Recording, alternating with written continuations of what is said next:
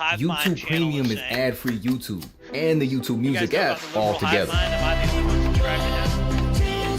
Let's see what he's saying. Hey guys, welcome to the Liberal Hive Mind, a channel solely focused on exposing the abundant hypocrisy of the left. Oh, it's just glorious. And you know what? It's not like I didn't warn them. I've been telling the Democrats forever, you know, you guys are engaging in all of this nefarious activity. Eventually, it's going to start backfiring. You know, we told them that about censorship. That sure, while you're in a position of political power, you may like it because the people you trusted to censor are currently targeting your political opponents. But what happens when the censorship mallet switches on you? And of course, as these lunatics started to delve into pro-terrorist political philosophy, well, we saw the pendulum swing, and all of a sudden now they're the ones talking about a crackdown on free speech. You know, we tried to warn them, and of course we said the same thing about attempting to indict the President of the United States, or the constant dirty tricks and legal maneuvering ahead of election cycles to give themselves every possible edge in the book. Well, we've been telling them forever, you're not going to like it when it starts going the other way. And now, well, that's exactly where we are. Democrats are staring down the barrel of the gun that they created. And now, well, it just got 10 times worse as the president is leading 3 charges, which all 3 of which... So, I think this is about, if I'm not mistaken, this is about the gerrymandering thing. So... I'm going to tell you my take on it, and I don't normally get into politics, but I think we're going to do that on this stream to some extent, just because I want people to be aware of like what gerrymandering is and all that. Now, I'm going to tell you how the Democrats really steal the election. I'm not going to go into like conspiracy theory land about, oh, the ballot boxes and the machines and the fucking. I'm going to tell you the real way Democrats steal the elections. And I'll give you a hint. It's not the ballot box. It's not the mail-in shit. It's not the machines. I'm going to tell you the real way, and I don't know why the Republicans never bring this shit up. It's very simple. The actual way, not the way Trump says, the actual way the Democrats steal the election. There's 2 ways they do it. One way is when the U.S. Census Bureau goes out, right? The lady knocks on the door. Now, you know the census lady wants to know everybody in the house if they're an illegal immigrant or not, and they're not going to report the people to ICE. A district gets drawn based on the total number of population. So, like that district or whatever gets more electoral votes based on the total number of population. So, what this incentivizes states to do is to have as many undocumented peoples as possible. That way they can get more electoral votes. So that is by definition stealing the election.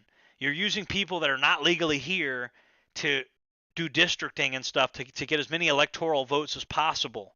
And, I mean, not to mention, like, and both parties do this to some extent, offering free handouts to people to get votes is also a perfect example of, like, basically engineering elections to happen the way you want them to happen.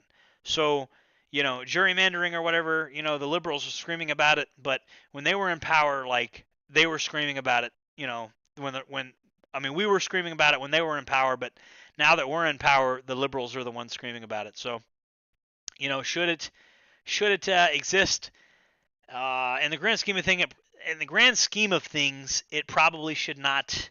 It probably needs to be reformed or something. Asmon Gold put it pretty eloquently. Asmon Gold said, if it was in a game, it would be patched out. They would patch the shit out of the game if this was a video game. So yeah, it's basically like a manipulation. You're gamifying the system. But I mean, look, when the Democrats are in power, they did the same thing. But I don't want to get too partisan here.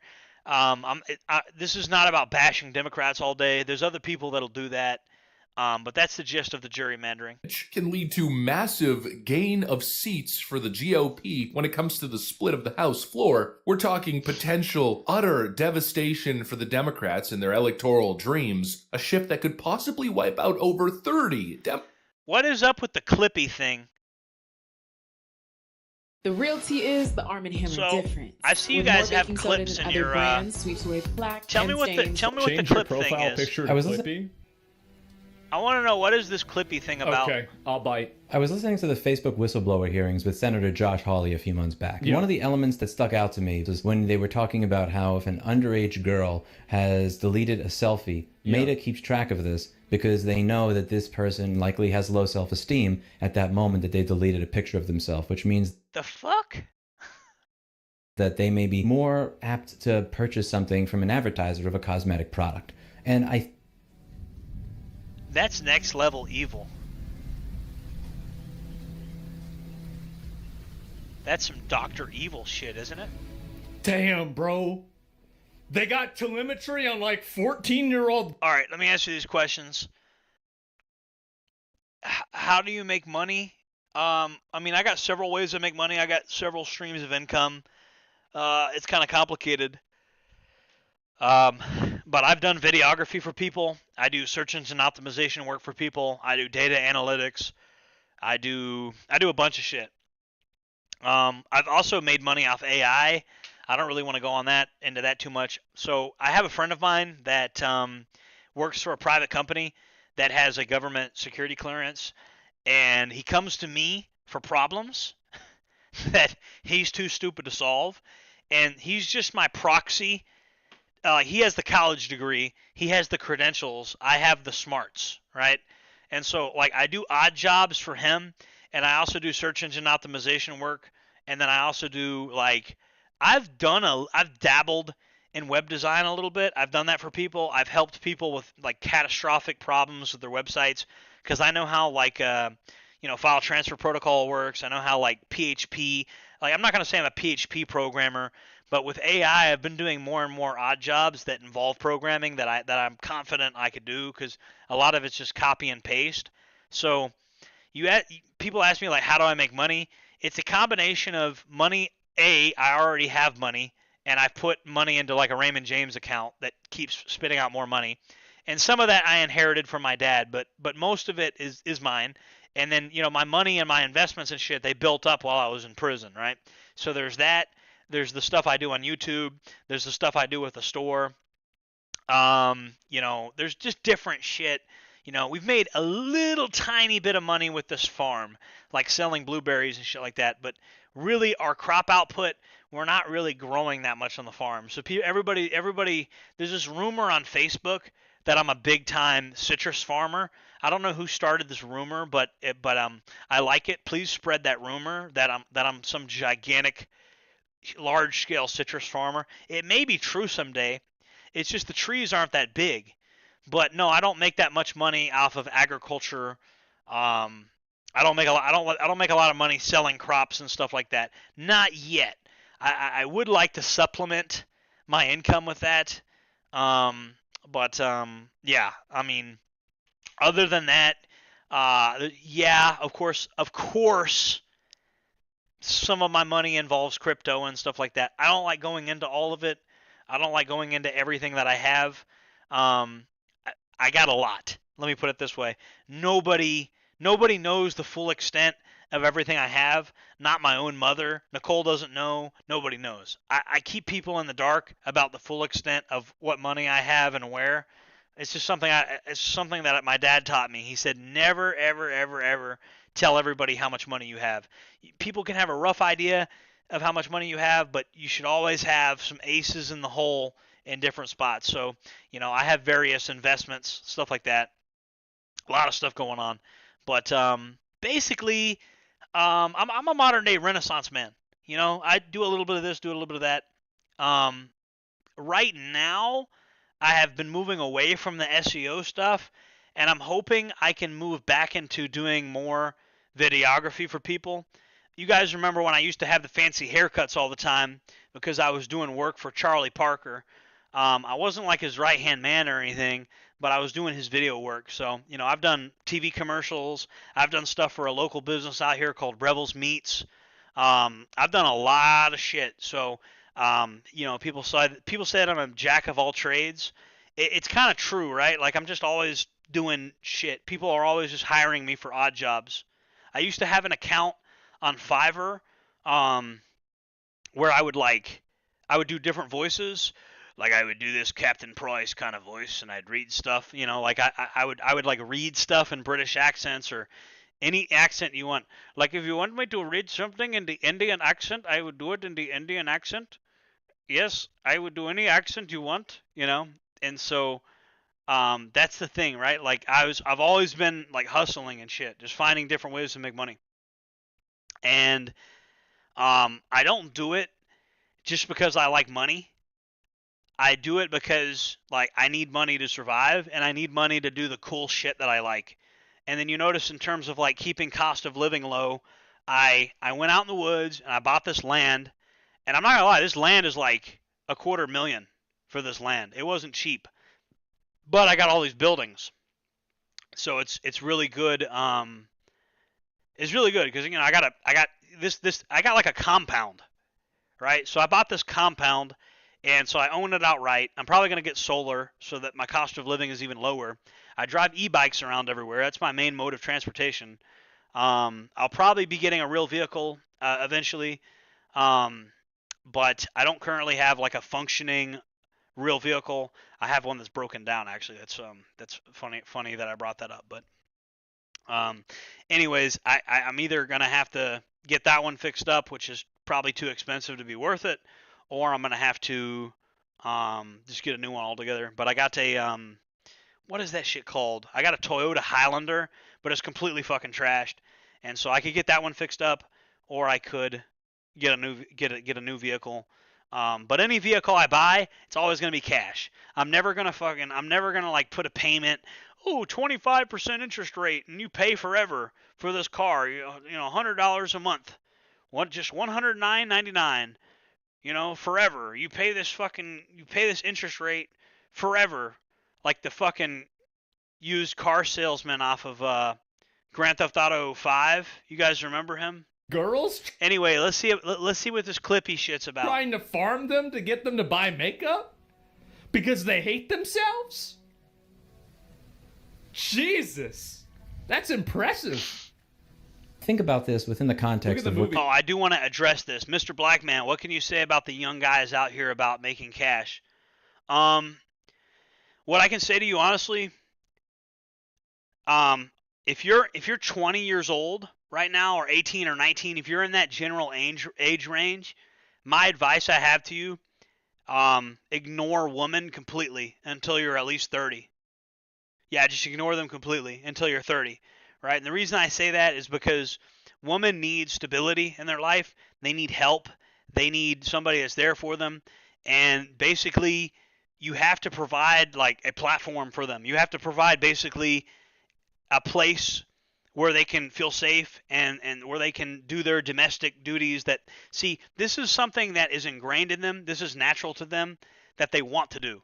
Like, women have been caretakers and like housekeepers for like thousands of years, like housewives, right? And they've done it for thousands of years, and it's what they really like doing. They feel safer in the home. They feel safer in that type of environment, right? It's only when you throw them out in the world that, I mean, you see how anxious women get. I mean, like my girlfriend, you see how much anxiety she has. She doesn't even really want to come on camera. Like, imagine, and a lot of girls are like this now. You know, I mean, I know that the girls on Instagram that kind of like hog the spotlight, I know they get all the attention, but a lot of these girls are just anxious as fuck, and they don't want to be in the world all the time. They don't want to be like in public all the time. They'd rather just be at home doing the housewife thing, right? And it's not an oppressive thing. It's what we did for thousands of years, and then we magically decided that it was oppressive about 20 years ago or whatever. You know, so just remember that, guys. It's not there's nothing wrong with like just having a woman be like a housewife. And just remember, like, in today's day and age, a 20-year-old man doesn't have the resources to take care of a woman, really. And so I would just avoid dating until you're like 30. That's what I would do, and I know that's not what you want to hear. I get it, because I was 20 once, and I wanted to get married right away when I was 20. You know, that's why I hooked up with my ex, Trish. I hooked up with her, you know, because I wanted to get married immediately. I wanted to be like my grandma and grandpa. You know, they got married in their 20s and stayed together forever, but it ain't really like that these days. You know, you're not going to make enough money. So that's the first trap I would avoid. Woman, cars, money, drugs, alcohol, right? All the things they sing about in rap music, basically, I would just avoid all of it because it's all a trap, right? Cars are a trap. The interest payments are a trap. Alcohol's a trap. Drugs are a trap. At that age, women are a trap. Everything is a fucking trap, right? Everything is a fucking landmine. All those things, if you're 20, if you're a younger guy living in the West right now, particularly in the United States, all those things I just mentioned are a trap. Woman, money, cars, drugs, alcohol, cigarettes, all these vices and shit, right? And sex is a vice too, so that's the thing. So if you're 20 years old and you can ignore all those things and get an e-bike and get a job and just start hustling and just saving up your money, focus on getting a piece of land that's yours, right? Focus on getting a piece of land that's yours. And once you have that piece of land that's yours, you're going to have your cost of living under control. It's all about cost of living, right? So even if you have a piece of land and all you got is a tent on it, it's still your land. If all you have is an army tent and some air conditioning, right, that's more than a renter has, you know. And think about it. If your cost of living is low, even if your house that you have on that piece of land is shitty, it's better to live in a shitty house than it is to pay a landlord every month. I'm just being honest, because your money, when you do your budgeting every month, you'll realize, like, hey, this is going into a hole. And what is the hole? Well, it's your boomer landlord. You know what I mean? I mean, as if the boomer doesn't have enough money, you know, he's got to own all these properties and stuff. And hey, you know, good for him or whatever. But I wouldn't fall into that trap unless somebody else fall into that trap, you know? So there's a lot of land you can buy, acreage, you know, and the land is going to increase in value. So you go someplace where the land isn't really developed, you buy the land, and then, you know, now you own the land. You own land. It's yours, right? And so now you could start saving up for a trailer or whatever, you know. And don't get me wrong, guys. There's something really cool about a single wide trailer, because if like a tornado fucks it up, who gives a shit? You get like a used single wide trailer or something. Just have somebody like put a trailer on your property and then just hook the shit up through. Like the rednecks have it figured out, really. That's why I'm living out here in the woods on like this compound with all these buildings, you know. And you could even have more than one building on your property. So then when one building's falling apart, your older building, you get a newer one, and you get sick of that older building, you just move into the newer one. So this is all the advice that I'm giving you. Yeah, it says they need another Corvette. Like, I'm telling you, bro, let the boomer buy the Corvette, okay? Because the boomer is popping everybody with the rent money, and he's got his 401k and all that. No offense to you boomers out there. It's just like, you know, I want my audience, I want you guys to, like, succeed, and I don't want all your money getting sucked into the never-ending pit of landlord, right? Paying some landlord just to live. I don't want you guys getting sucked into that hole, because I know that, like, you're never going to have upward mobility when your cost of living is so high. So people go to the grocery store, they're like, oh, the grocery prices are so high.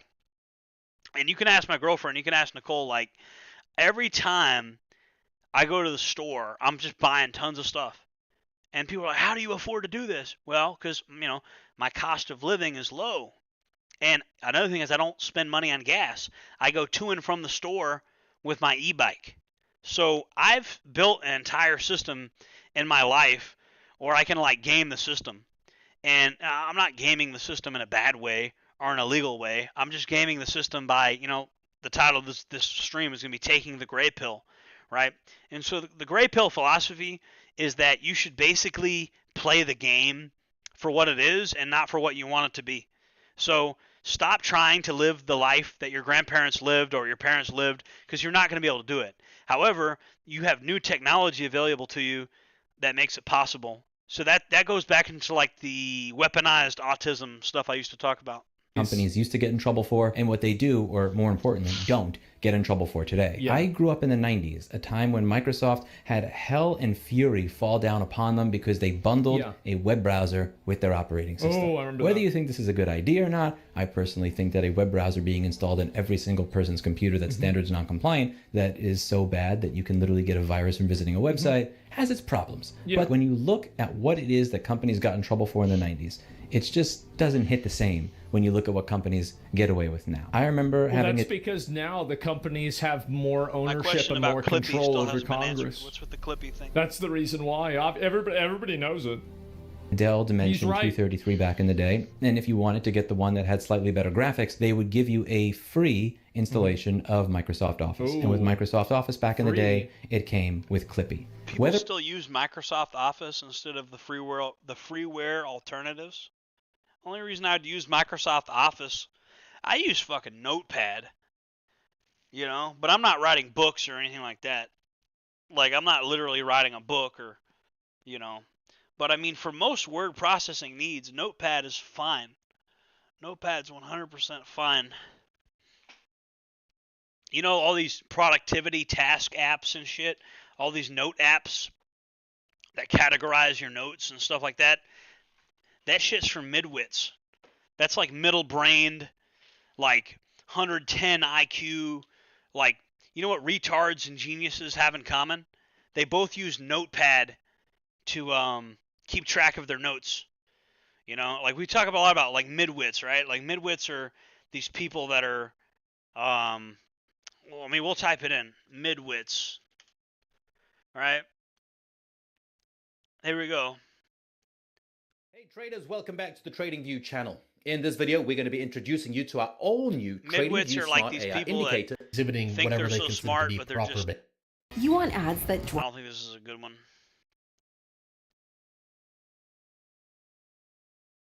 Hey Internet, so a lot of people, including myself, have been using the term midwit a lot in various philosophical and political takes, and I've noticed that a lot of people seem to take the word midwit the wrong way. And to be honest, I can't really blame them, because I think a lot of people use this word the wrong way. People often use midwit as kind of a generic insult to kind of dumpster on the average Joe, and that's, well, very, very wrong. Oh, Desiree might be calling. See if we can get it to work. People with what you would say are in the average zone of the IQ curve are very successful people. Hello, this is a prepaid call from... See if it actually works. An inmate at a Florida Department of Corrections institution. To accept this call, press 0. To refuse this call, hang up or press 1. To prevent calls from this facility, press 9. Hello, this is a prepaid call from... Global Telling sucks. If you work for Global an Telling, inmate at a Florida like, go ahead and Department just like of take a Corrections match institution. and just like burn the whole To place down, accept this please. Call, press 0. I'm To just kidding, refuse of this course. Call, Don't hang do up that. Or press 1. To prevent I tell you calls what, from though, this facility, press if you work 9. for Global Telling, I want you to like pee all over the Your floor in the call bathroom, was not accepted. and I want you to Please like try again later. vandalize the bathroom stall. Don't burn the place down, but definitely do that. Anyways. With higher IQ do not have. G is important, but it's definitely not everything. So what is the difference then between a midwit and the average Joe? Well, they will adopt the views and beliefs of that consensus. This is kind of the chart I want you guys to see. It's part of the video, and we're not going to go into the whole video. So the average Joe is the guy that, you know, like basically people that are not that smart are actually smarter than people that are, they have, like, people that are not that smart actually have more common sense than people that are slightly smarter. If that makes any sense. Because slightly smart people overthink things. See if we can get this to work, guys. Hello? It's not working. Yeah, Global Telling sucks, guys. Global Telling is absolutely terrible. It's a piece of shit company. Every time I try to get Desiree on here, very rarely does it ever work.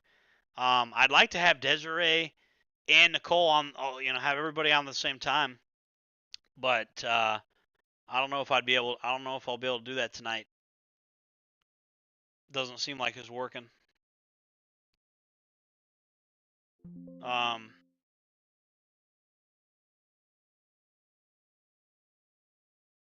Appeal to authority is not a logical fallacy, it's a reliable source. Yeah, that's the thing about these Reddit people, right?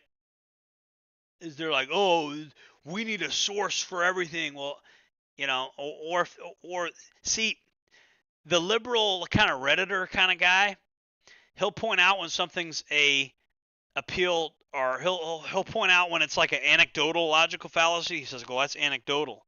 And it's like, okay, well, what about appeal to authority? Because that's really the favorite logical fallacy of a liberal, because they're going to be like, hey, fucking, this source says this. Anthony Fauci says the vaccine is safe and effective, so therefore it is safe and effective, right? Hey, Nicole, Desiree is calling us. I gotta figure out. An inmate at a Florida Department of Corrections institution.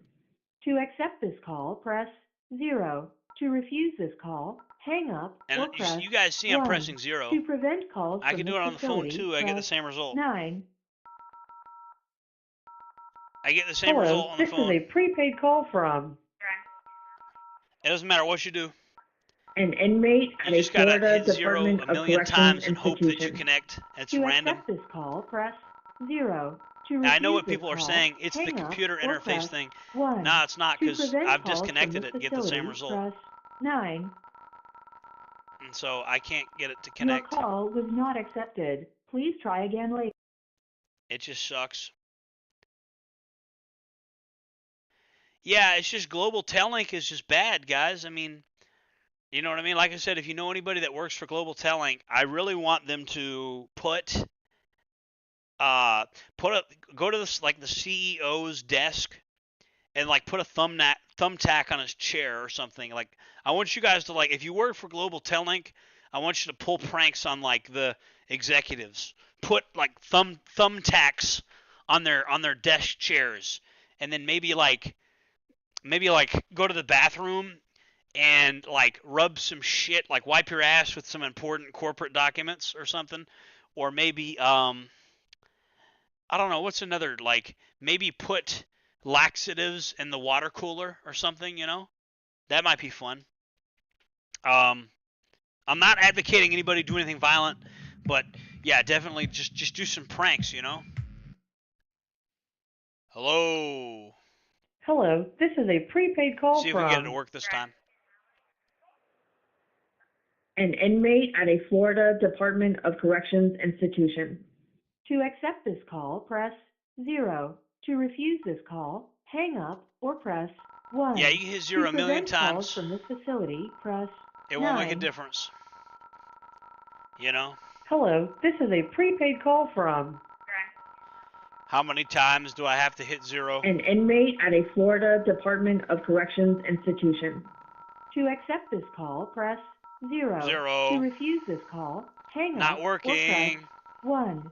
To prevent calls from this facility, press 9. This sucks, bro. We're going to keep trying, though. Your call was not accepted. Please try again We'll probably later. get connected. I told her to blow my phone up. I'm like, keep calling over and over again.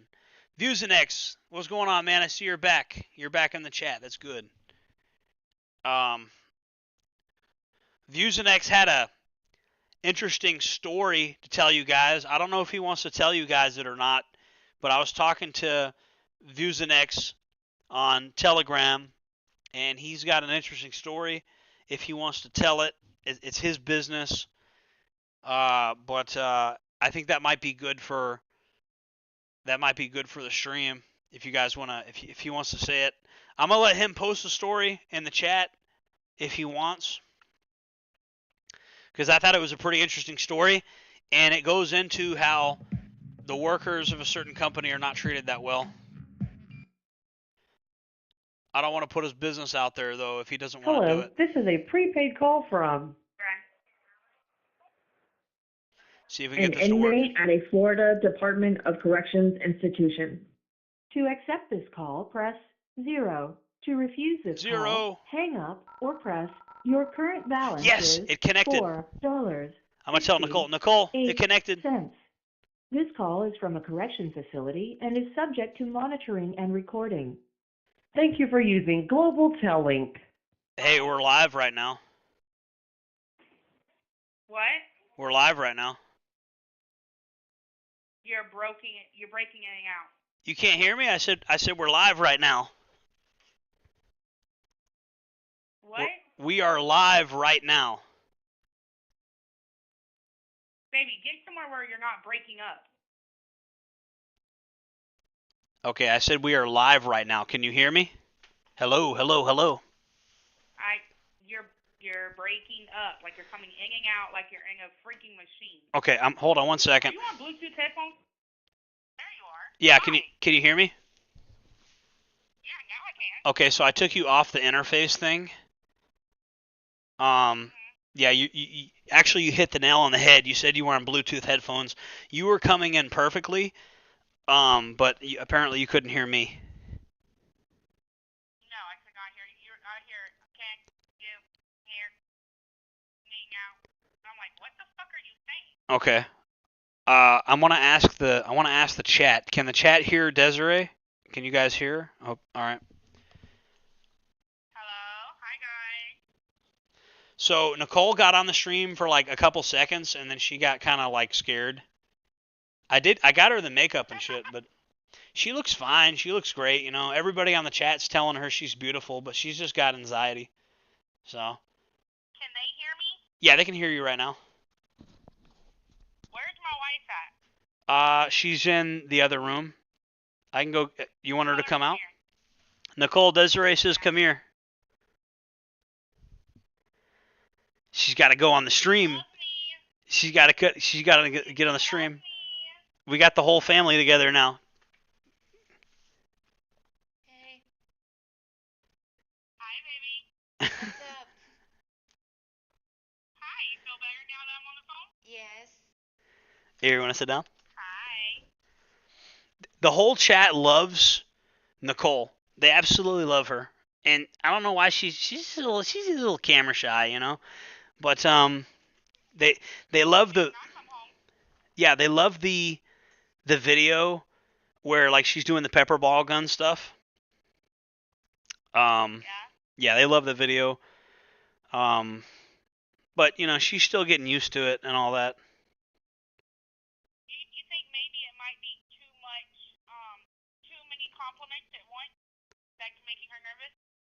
Yeah, I'm not used to it. Like Yeah, that might be. Right, baby? Yeah. I just want them to talk about what they're talking about. I'll listen. Yeah. She told. Exactly. You don't want the focus to be on you. Yeah, she told me. Okay. And she did answer some of the viewers' questions and stuff. I got her makeup today at the store. That's an interesting thing because I went and I asked the. By the way, you like your makeup, baby? Yes, I love it. I haven't worn makeup in a year or two. Is it what I picked out? Yeah, it was what she picked out. The funny thing is, when I went to the store, you know, this is a small town, and I go to the store almost every day. These people know who I am, and they knew immediately, like, oh, you're buying makeup for your girlfriend, and I don't even know this lady's name. I know the other one's name is Janice, but the whole town seems to already know about Nicole, and she hasn't even met these people yet. It's kind of funny. They already know who she is. Do they know about me? It's crazy because they probably do. You're gonna piss me off. No, they probably do. But that's the crazy thing because, like, but you know, people watch my streams and stuff, and this is a small town, and so everybody kind of talks to everybody. Hold on. Nicole. Yes. You're not gonna let him go around just claim you as his girlfriend, right? You don't let them know about me, right? No, I told him Yeah. earlier. I was like, I'm here for Desiree. Yeah, I have 2 girlfriends. I have. Like, I'm here for Desiree. Desiree told me to come here. So I'm gonna let them explain what like that. I have 2 girlfriends. You know, I'm a pagan. I believe in polygamy, and okay, so hold on. Originally, Jordan and I were best friends since we were 10 years old. This motherfucker has been stalking me most of my life, and then I finally, you know, I said, you know what? Maybe he's good for me. You know, of course, it took me coming to prison for the 3rd time. I said, you know, maybe he might be good for me. He don't get in trouble. You know, he's a good guy. He's always been there no matter what, no matter how many times I've cussed him out, belittled him, everything, right? So I had to be the one to beg him. Me and him got together January 27th of 25. Me and Nicole got together December 20th of 24. Now, the thing is with Nicole, I didn't even have a choice in that situation. I had just got out of lock. I walked past her room, went to my room, and she's like, hey, I need to talk to you when you get unpacked. I was like, okay, that's random. So I hurried up and unpacked because she's a really pretty bitch. So I walked back to her room, and she's like, you're my girlfriend. I'm like, what? Do I get to say this? She's like, no, you're mine. I was like, okay, great talk. Wow. So then I introduced her to Jordan, and we all made a pact. We said if we're going to be together, we're all going to be together. It's not going to be him and her. It's not going to be her and me. It's not going to be me and him. It's not going to be me and her. It's going to be all of us together. If it ain't going to be us together, it ain't going to be none of us together. And he needs to remember, I know where he lives, because I am his best friend. Yeah. Yep. Above all else. So. And I got his name tattooed on my right arm, my left arm. Yeah, they've actually seen it. I'll put that on the screen too. So Desiree. And I know Nicole better get my name. I told him that I wanted your name on my lip. Yeah, it does. DEC. So that way when he kisses you, he's kissing both of us. Yeah. Right, baby? Yeah. Okay then. See, I get what I want sometimes. Even though it should be all the time because I'm a full brat. Yeah. By the way, I know we're on live stream, but I really have an important question. Did you ever set up that video visit? Yeah, we're getting that set up. I think there's one more thing I have to do to finalize that, but we're gonna do that after the stream. Not we're getting it set up. We are gonna have it set up. Yeah, no, they have to approve it though. For the first one, they have to approve it. I'm doing it. We're doing it. They have to approve it. Because you're approved victor, so they're going to approve you, Jordan. Yeah.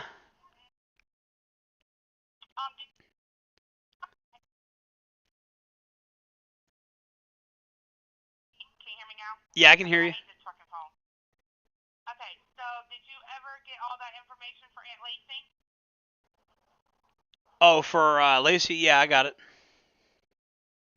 Okay, did you text it to her daughter or whatever?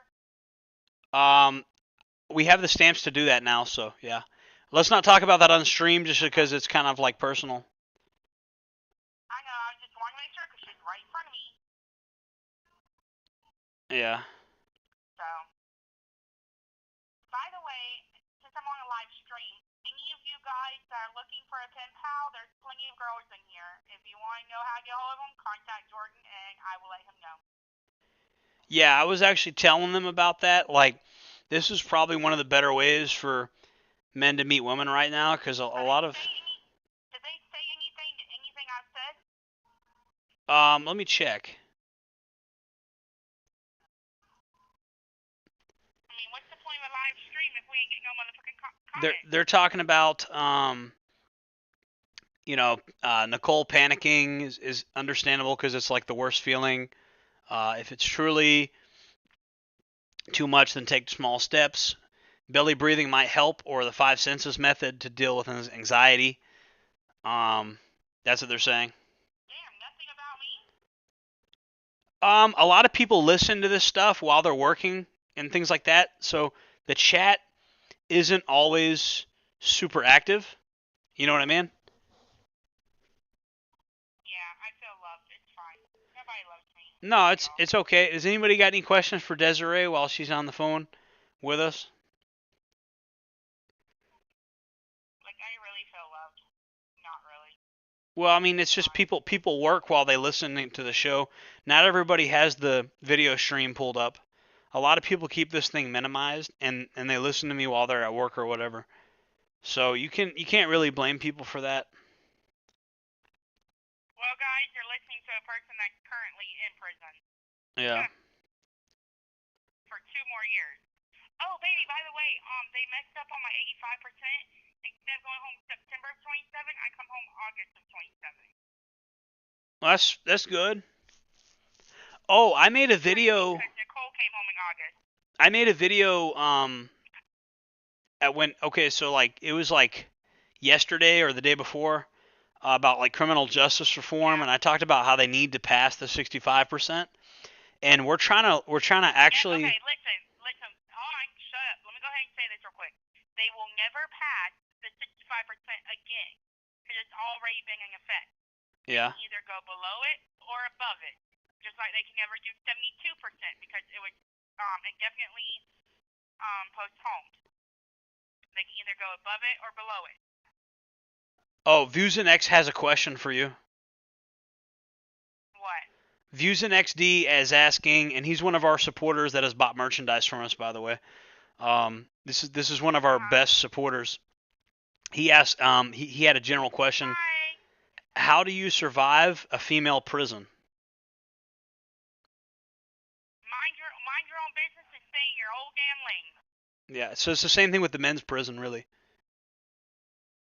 No, it's completely different than a men's prison. In what way? Women don't give a fuck. Women don't care. If you get in their business, they will beat your ass and walk away like they ain't do shit wrong. Yeah, I mean the men's prison. Then once they beat your ass, they're gonna go snitch on you and get you in trouble. Nicole just agreed with that. I don't know if you guys. Nicole agrees with you on that. Exactly. Like they're gonna fight you. Yeah. And then that same day, not even 5 minutes later, they're gonna go to the police and be like, "Hey, she hit me in the bathroom." Yeah. See, in what the fuck? In men's prison, they'll stab you. So. But they won't snitch on you right after. True. Yeah. Well, usually not, but there are some snitches in men's prison. You But. know your business and get the fuck over it. If you get your ass beat, boo-hoo. Too bad you can't win every fucking fight. Yeah, they treat it more like a war in there. Like it's like there's no rules. You get a knife, you get whatever, you get a lock and a sock. Well, men stick together. Women don't. See, and I know you say that, and that might be true to some extent, but it's the men in prison. We were saying that about y'all. We were like, man, they don't treat the woman like this because the woman, they're a family. They stick together. That's what we were saying in there. But you're saying. I'm pretty sure the question was for me, for a women's prison, not for a guy in a guy's prison. Yeah, I know. Answer the damn question. I know. I just wanted to compare the two because. Did I answer your question, person? Yeah, I think you answered his question. ViewsNX.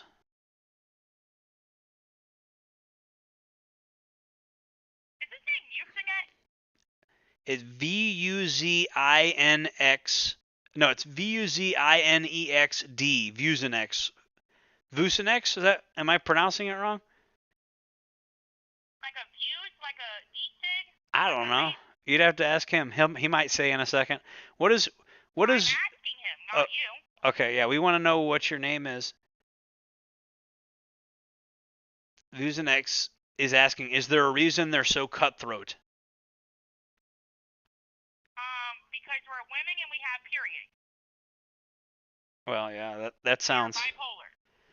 Yeah. Matter of fact, we're tripolar, like Nick's try me. Tripolar. We were on our period while we were so mad. Yeah. True, yeah. Zombie Medic has a question. Why were they both in prison? They obviously don't have to answer. You don't have to answer if you don't want to. Jordan. Go ahead. I'm in prison because I'm not a snitch.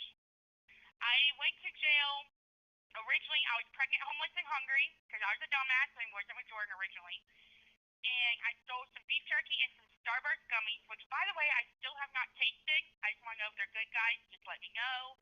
I turned in the food and went to jail. While I was in jail, a girl had brought in some stuff, and I didn't know it was in my bag.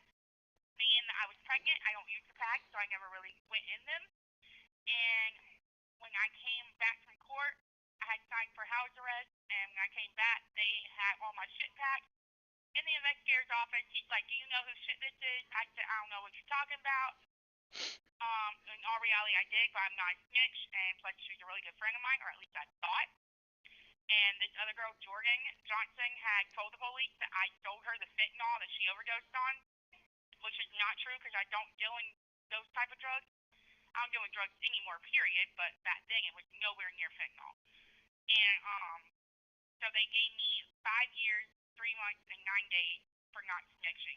For Aaron Dutcher, contravention correctional facility, cellular fentanyl on time 2, and a felony pay theft. Okay. And this is my 3rd time in prison, and my last, if Jordan has anything to do about it. Yeah. Yeah, you're not going back to prison after this. This is gonna be the last time. I was wondering. They want to know why Nicole went to prison, but I don't want to put her business out there. All they need to know is she has anger issues and she didn't know the correct coping skills to dealing with guys that did not treat her right. I'd say that's a good summary. Yeah, Anger issues. Yeah, Tripolar. she's anger issues. Great example of tripolar. Yeah. Tripolar. Great example. Ain't that right, Nicole? She's laughing. Yeah. Is it right though? You're tripolar, right? How many times have I told you this when we were in here? Yeah. Can you call her back in here? Come back in, Nicole. Baby. Yeah, she's just kind of withdrawing a little bit. Withdraw your ass back in here. I'm on the phone. I know, I hear you. Vampire Krill says. I become camera shy. Yeah. Vampire Krill says, shout out to my bro Jordan. Guys, please tell her she's beautiful. Tell her she's beautiful. She needs to hear it. Okay, Jordan, no. Jordan, Yeah. don't do that. That's why she runs away. Is it? Oh, okay. That makes it worse. Okay, don't tell her she's beautiful, guys. Don't. Well, that's going to be a reverse psychology. They're all going to say it when you tell them not to. Yeah. So, we just told y'all this in the beginning of the chat. Yeah. So. Any of your friends over there need any pen pals, or are they even interested? Like, what's up? We're gonna set Nicole up on a Telegram account, and I'm gonna direct people to like probably talk to her.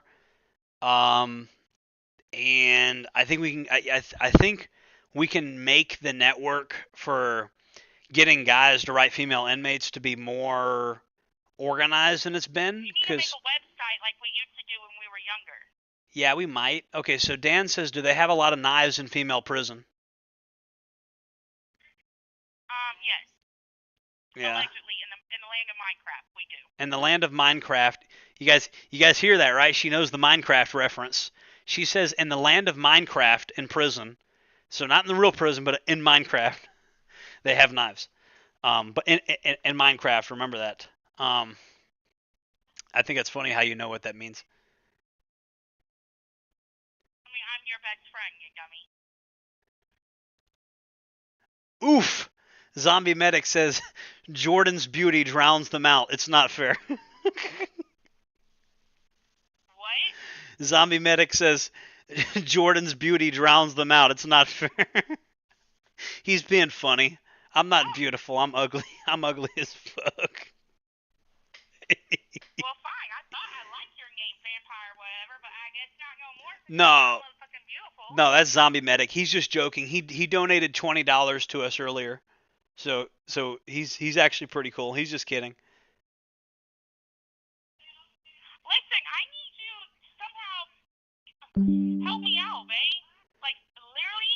Yeah. I have nothing but what she gave me for you putting money on my account for her. So guys, please. And that's only my coffee. Yeah. I literally only got coffee, cream, and sugar. I have no height. Yeah. So you guys are hearing this. Please help out Desiree with coffee, cream, and sugar by donating to the stream or by buying merchandise. This poor girl has no. Put it straight on my account. Well, I'll probably take money that I was going to spend on other things, and I'll probably put it into your account because that frees up money. There's a lot of shit going on, but yeah, it's going to end up benefiting you too. It's going to benefit everybody. The more money. You at least have. Yeah, the more money there is to play with, the better. The actual YouTube money I put back into the operation, but then that's less money that I have to spend on like different. I got a way of managing money. So you're telling me I'm last on the list? No, you're gonna get your money, but the YouTube money doesn't come in till like the end of the month anyway. So you don't want that money anyway. You'd rather get. There's a lot of money I'm playing with, so, but it definitely helps.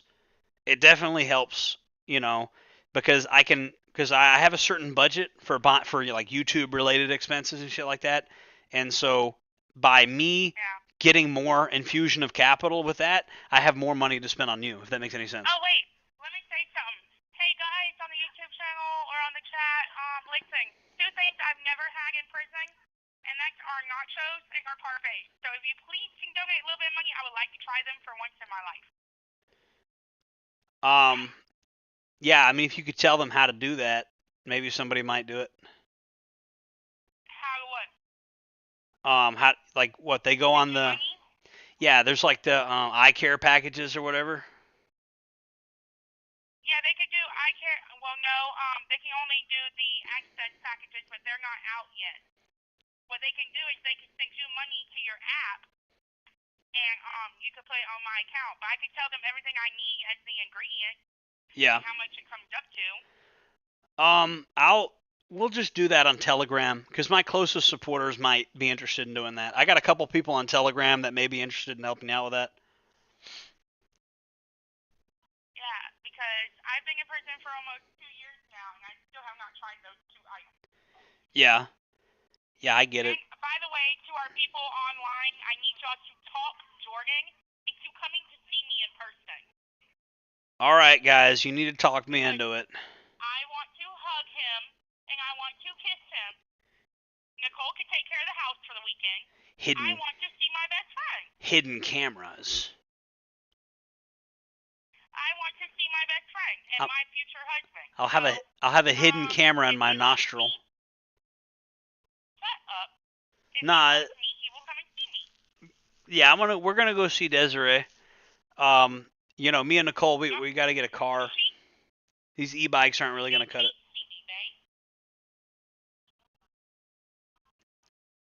Dan says. Vuzanek says, when does she get out? And Dan is. August of 27. Okay, August of 2027. And then Dan's asking, I heard you can weaponize coffee creamer and the powdered stuff, like you can make a weapon out of it or something. Like, I don't know about that. Allegedly, yes, you can. Yeah. I'm using it for that. I'm using it. I'm in a faith character program, so I need my coffee to be able to wake up at 6 o'clock in the freaking morning. Yeah, it is kind of the problem with like faith-based programs.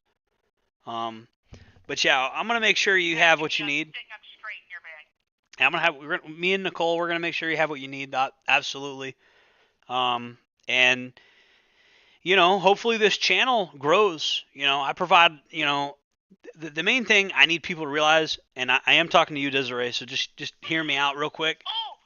What? Oh, one more thing. What? I don't know how much longer we got on the phone. So listen, tomorrow it starts the eye care website can open back up, and you're in a provider now, and the cheapest eye care is like $20. Okay. Listen. Chili cheese loaded waffle fries with chicken fingers. Okay, listen. We'll look into that, but like this is not really a good conversation. Yeah, I hear you. This is not a good conversation for the stream.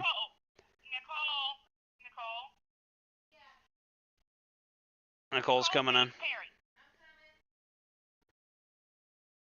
yet. You're not even breathing hard. Yeah. Now I hear you better, baby. Listen, okay, so me and you at the same time, because we're on live stream, we have to beg Jordan to get me this eye care. Tell him if he loves me enough, he will get it for me tomorrow. It's the most $20. Well, come on. Not that much. You gotta. Come on, Nicole, help me beg him. Please. Eye care is so good. Okay. Okay, we'll get Desiree some kind of eye care. We'll figure out how to do it. It's tomorrow. You have to order it. Okay. Pinky promise. I mean, yeah, okay. We'll take the debit card and we'll do it. Okay. Yay. What? EyeCareGifts.com. Okay, you got it. Order me eye care. Make you an account. Send Send a JPay package of the exact one you want.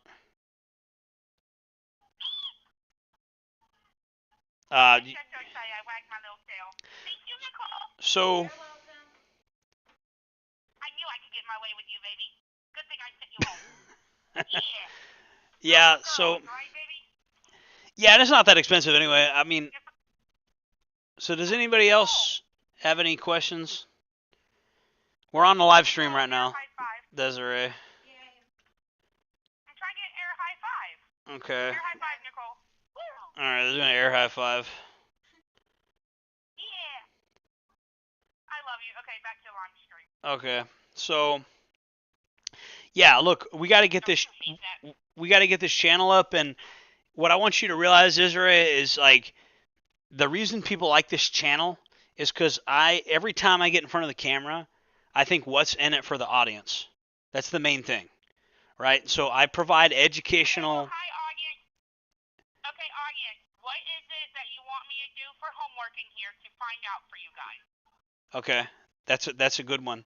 But it's like. That y'all really want to know about a women's facility. Yeah, Mr. Blackman says. Mr. Blackman says now you got to deal with 2 women, Jordan. LOL.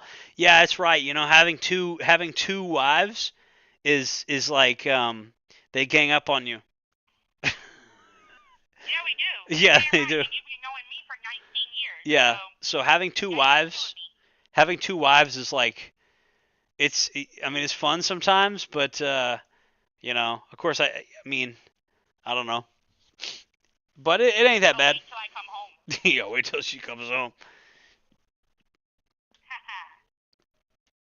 Yeah. Oh, by the way, Nicole, my butt got bigger. Sugar and coffee creamer and rolled up magazines and some type of flame is meant to turn it into a flamethrower? What? What?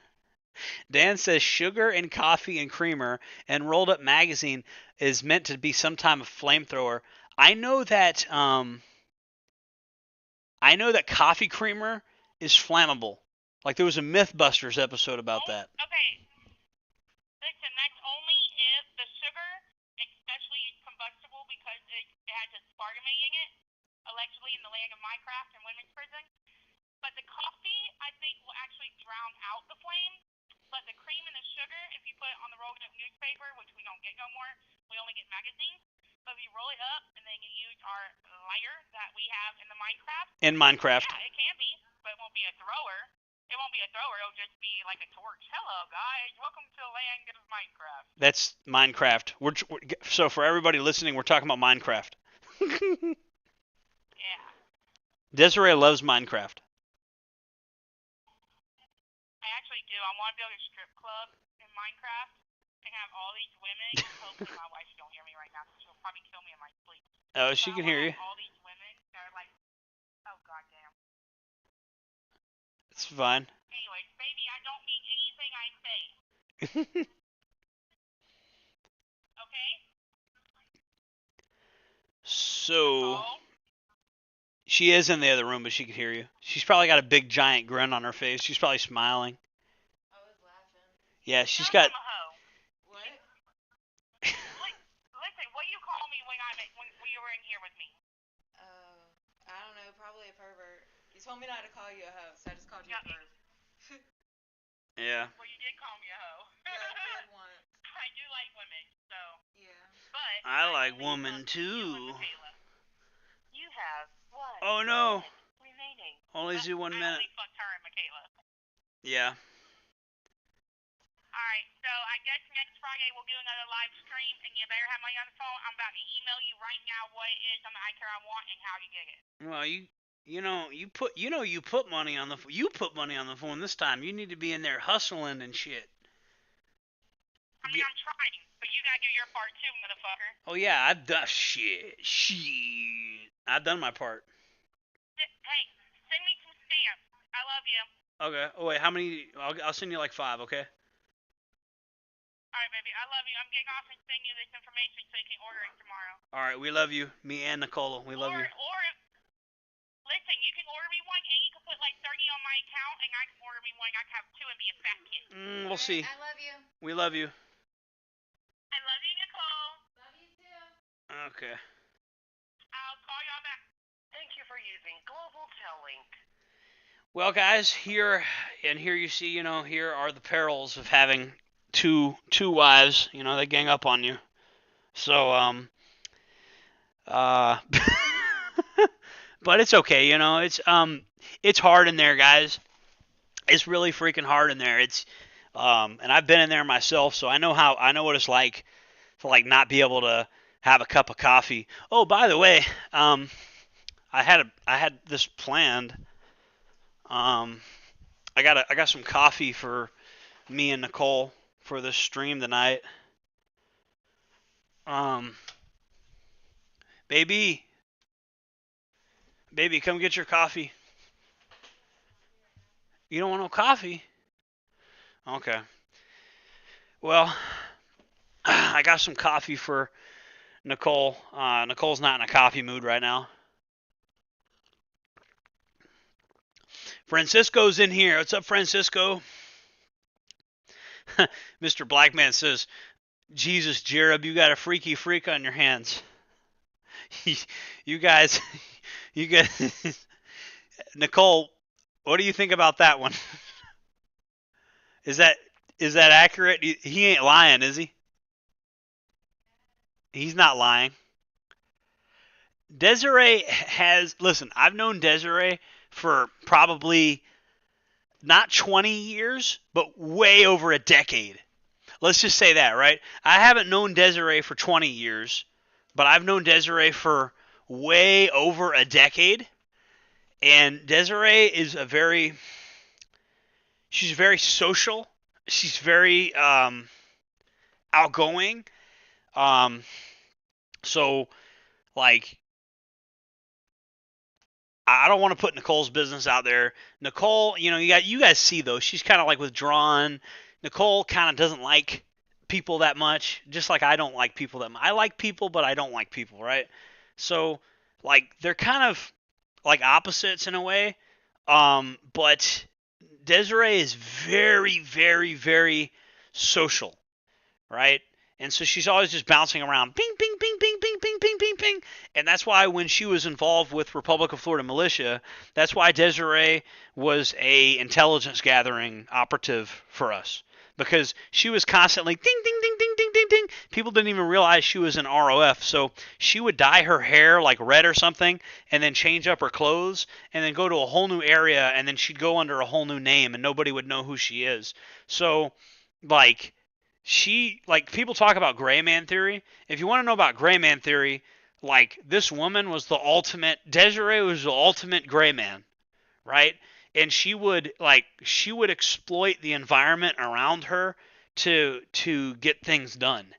And so a lot of people that I know that know Desiree, some people don't think very highly of Desiree, but I know that in Desiree, in her own way, she can be a genius sometimes. I've seen her verbal IQ is actually pretty high. Her social ability to pick up on shit, it's the opposite of autism. You know what I mean? It's basically extreme social competence, if that makes any sense. She can infiltrate any place. She can go in any room. She can just rise to the hierarchy of any room. This girl is the ultimate, she's just very socially competent, if that makes any sense. And so that's why I've had her on my team for so long. And so I've caught a lot of shit from people for even associating with Desiree, but the truth of the matter is Desiree is a genius in some ways, right? And some people that know her say, oh, she's dumb. No, she can play dumb. A smart person can pretend to be stupid. A stupid person can't pretend to be smart, right? And so, she will crank up the intelligence or lower it depending on, who she's talking to, right? So I've had conversations with Desiree about stuff like the stock market and stuff like that, and she's been able to keep up. So I've had conversations with her about philosophy, anthropology, politics. You can talk to her about a wide range of stuff, and you notice even though she's been in prison for a while, she knows about, she spent a lot of time on the streets, and she spent a lot of time in prison, and yet she knows the in Minecraft reference. So when we were talking about stuff that's kind of edgy, she said, in Minecraft. I mean, you know, like, how many girls do you know that know about that phrase, in Minecraft? Oh, we went out and did this in Minecraft. How many girls do you know that know that phrase, right? And she knows it. And she's not even on the internet that much. She'll just go on the internet and like, she knows all the slang. She knows, like, the memes and stuff. She knows about Pepe the Frog. Like she just picks up on shit really fast, you know, and you'd think that she's like an internet native, but no, she doesn't spend much time on the internet at all, you know?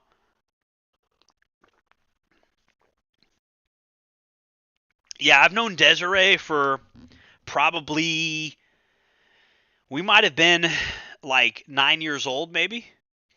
It might be almost 20 years, because I met her in middle school. So I might have been, I'm trying to think how old I was when I met her. I might have been like 9, 10, or 11. I know I was really young. I know I wasn't even a teenager. I know I wasn't close to her until I was in like, I was probably 11. But I know we didn't really talk much when we first met until we ended up in the same classroom. So I know I knew her for like 2 years before we even really talked that much, right? And then they put us in the same class, and then she moved. See, Desiree was in foster care. So when people want to know, like, how did she get the way she is? How did she get so socially adept? Because she grew up in foster care, right? And so Desiree, in that environment, she fucking learned how to wheel and deal. Like, she like, it doesn't matter where you put her, she's going to adapt. She's very dangerous. You don't want to underestimate Desiree. You really don't want to underestimate that one over there, Nicole, right? Nicole, you know, and she doesn't want to come on the stream very much, but don't get it twisted. Just because she's afraid to come on the stream, like, you don't want to underestimate that one either. Like, the woman that I have in my life are very fucking dangerous people. They're very fucking dangerous people. And before Nicole came home, I showed you guys the news article about, like, one of the times she went to prison. Hey, Nicole, you want me to bring that news article back up? She don't care. I'm going to bring it back up. I don't want to remind her of that shit. The women in my life are extremely, extremely dangerous. You know what I mean?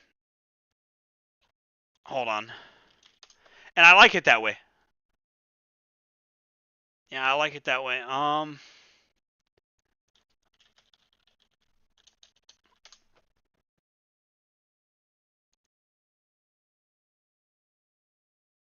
that's not it.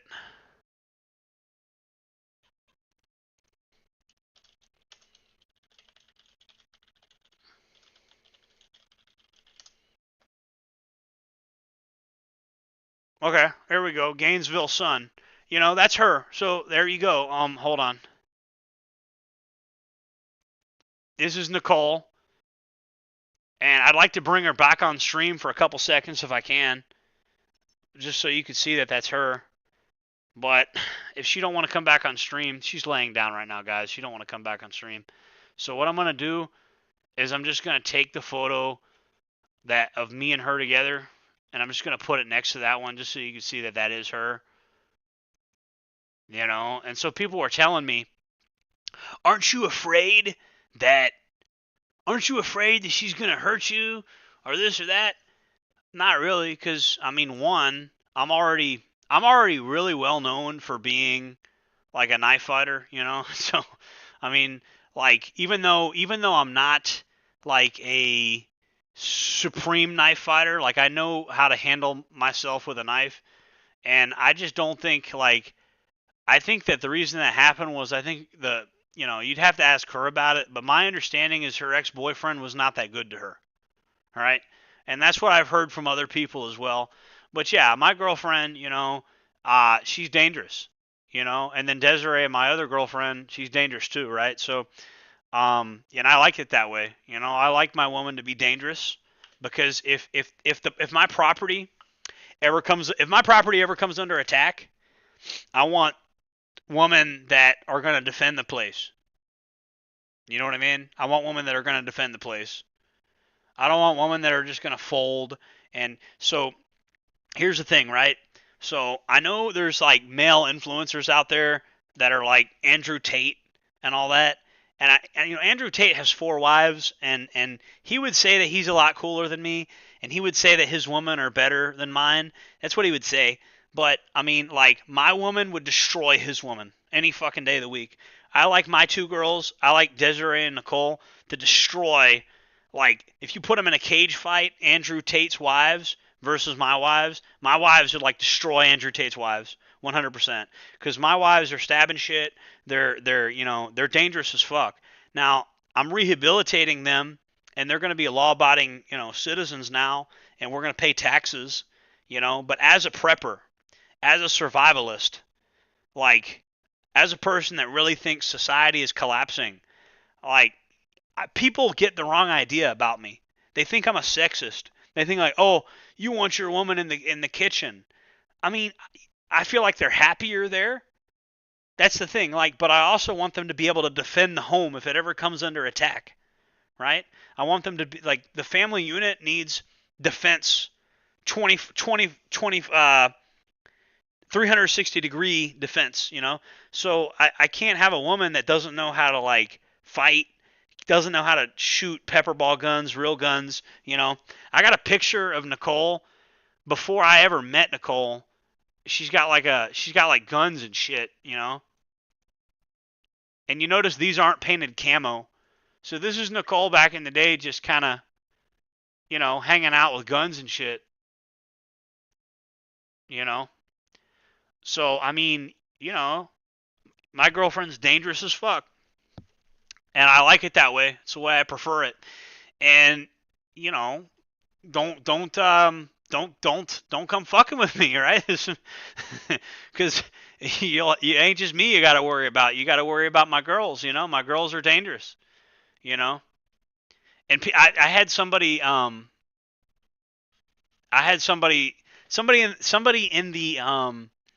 the chat one time, and Desiree was feeling this because Desiree used to send messages on Securus calling me Big Daddy J, and there used to be this joke going around that I was a pimp because I have 2 girls, but I'm not a pimp. I'm just a pagan, bro. I believe you can have multiple wives, you know. Yeah. Mr. Blackman says, I feel like Nicole is low-key crazy if you push her. Yeah, if you push her into a corner, because you might think that she's afraid to get on stream so she's soft or whatever. No, she just doesn't like people that much. But if you push her into a corner, absolutely, bro. Like, you don't want to do that. If you give her no choice but to fight, she will go berserk. I know. I've seen people like that before. She's dangerous, you know, and that's the way I like my woman, you know. I don't want a woman that's not dangerous. I want a woman that can defend the homestead. You know, this is a compound, this is a homestead. And if people ever came to try to take what we have, I want a woman that knows what she's doing. And like Nicole, you know, she knows what she's doing, you know. So absolutely 100%. And as far as Desiree, what Desiree brings to the table is Desiree is an intelligence gathering genius. She knows how to worm her way. There's a reason she's in the faith-based program in prison right now, right? It's because she knows how to worm her way anywhere she needs to get. She knows how to do that. So she's always going to end up wherever you put her, she'll be successful. Basically, I know that sounds crazy because you know, Desiree's in prison, but like, she's going to come out on top of whatever environment you place her in, 100%. You know, Nicole, do you think that's an accurate statement? She's going to rise to the social hierarchy of any environment you place her in. She's always going to be wheeling and dealing, talking to people, building relationships, doing this and doing that. It's just in her nature, right? And so I have Desiree. Desiree is our networking person, right? Because me and Nicole, we don't like people. We don't like people at all. Right? We're not people persons. Is that right, Nicole? Yeah, so we're not people person. Nicole's definitely not a people person. I'm not much of, I mean, I know it seems like I'm a people person because I do these streams, but I'm very reclusive. I live out in the woods. I don't really like people that much, guys. You know, I like people on the internet because I can have some interesting conversations with people. I can have some friendships without all the liability, right? Friendships are a fucking liability, and I want to have as few real-world friendships as possible. I got my inner circle, you know, and my inner circle is made up of very few people. It's very reliable people that, you know, like that, and that's it. It's got to be people that I know are what they call ride or die. If a person's not ride or die, they really can't be in my, like, inner circle, right? Eventually, we might have a meet and greet at the bonfire section of my property. I got a section of my property that's less... you guys have seen my fences and stuff like that. So Jerub Farm is like broken up into sections, and we got one section that is open to the public, more or less. Not open to the public. I don't literally want random people coming and going, but we got a section that has a bonfire, right? And the section that has a fucking bonfire, that's where the meet and greet's gonna happen. But the actual fence that says "Welcome to Jerub Farm," like, in order to go past that gate, you need to be part of my inner circle. Random guests and visitors do not get to pass that gate, the Jerub Farm gate. So the Jerub Farm gate is, passing that gate is a privilege. Not that many people get to pass it. Let me read your comments, guys.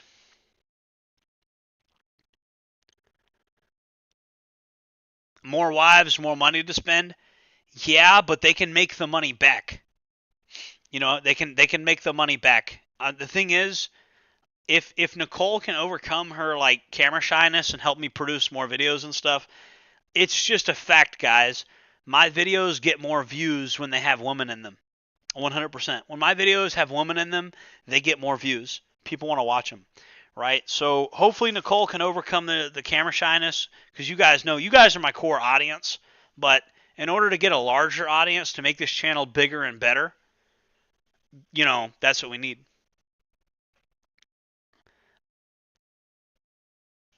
Mr. Blackman says, I think Nicole is only quiet because she wants you to see her that way.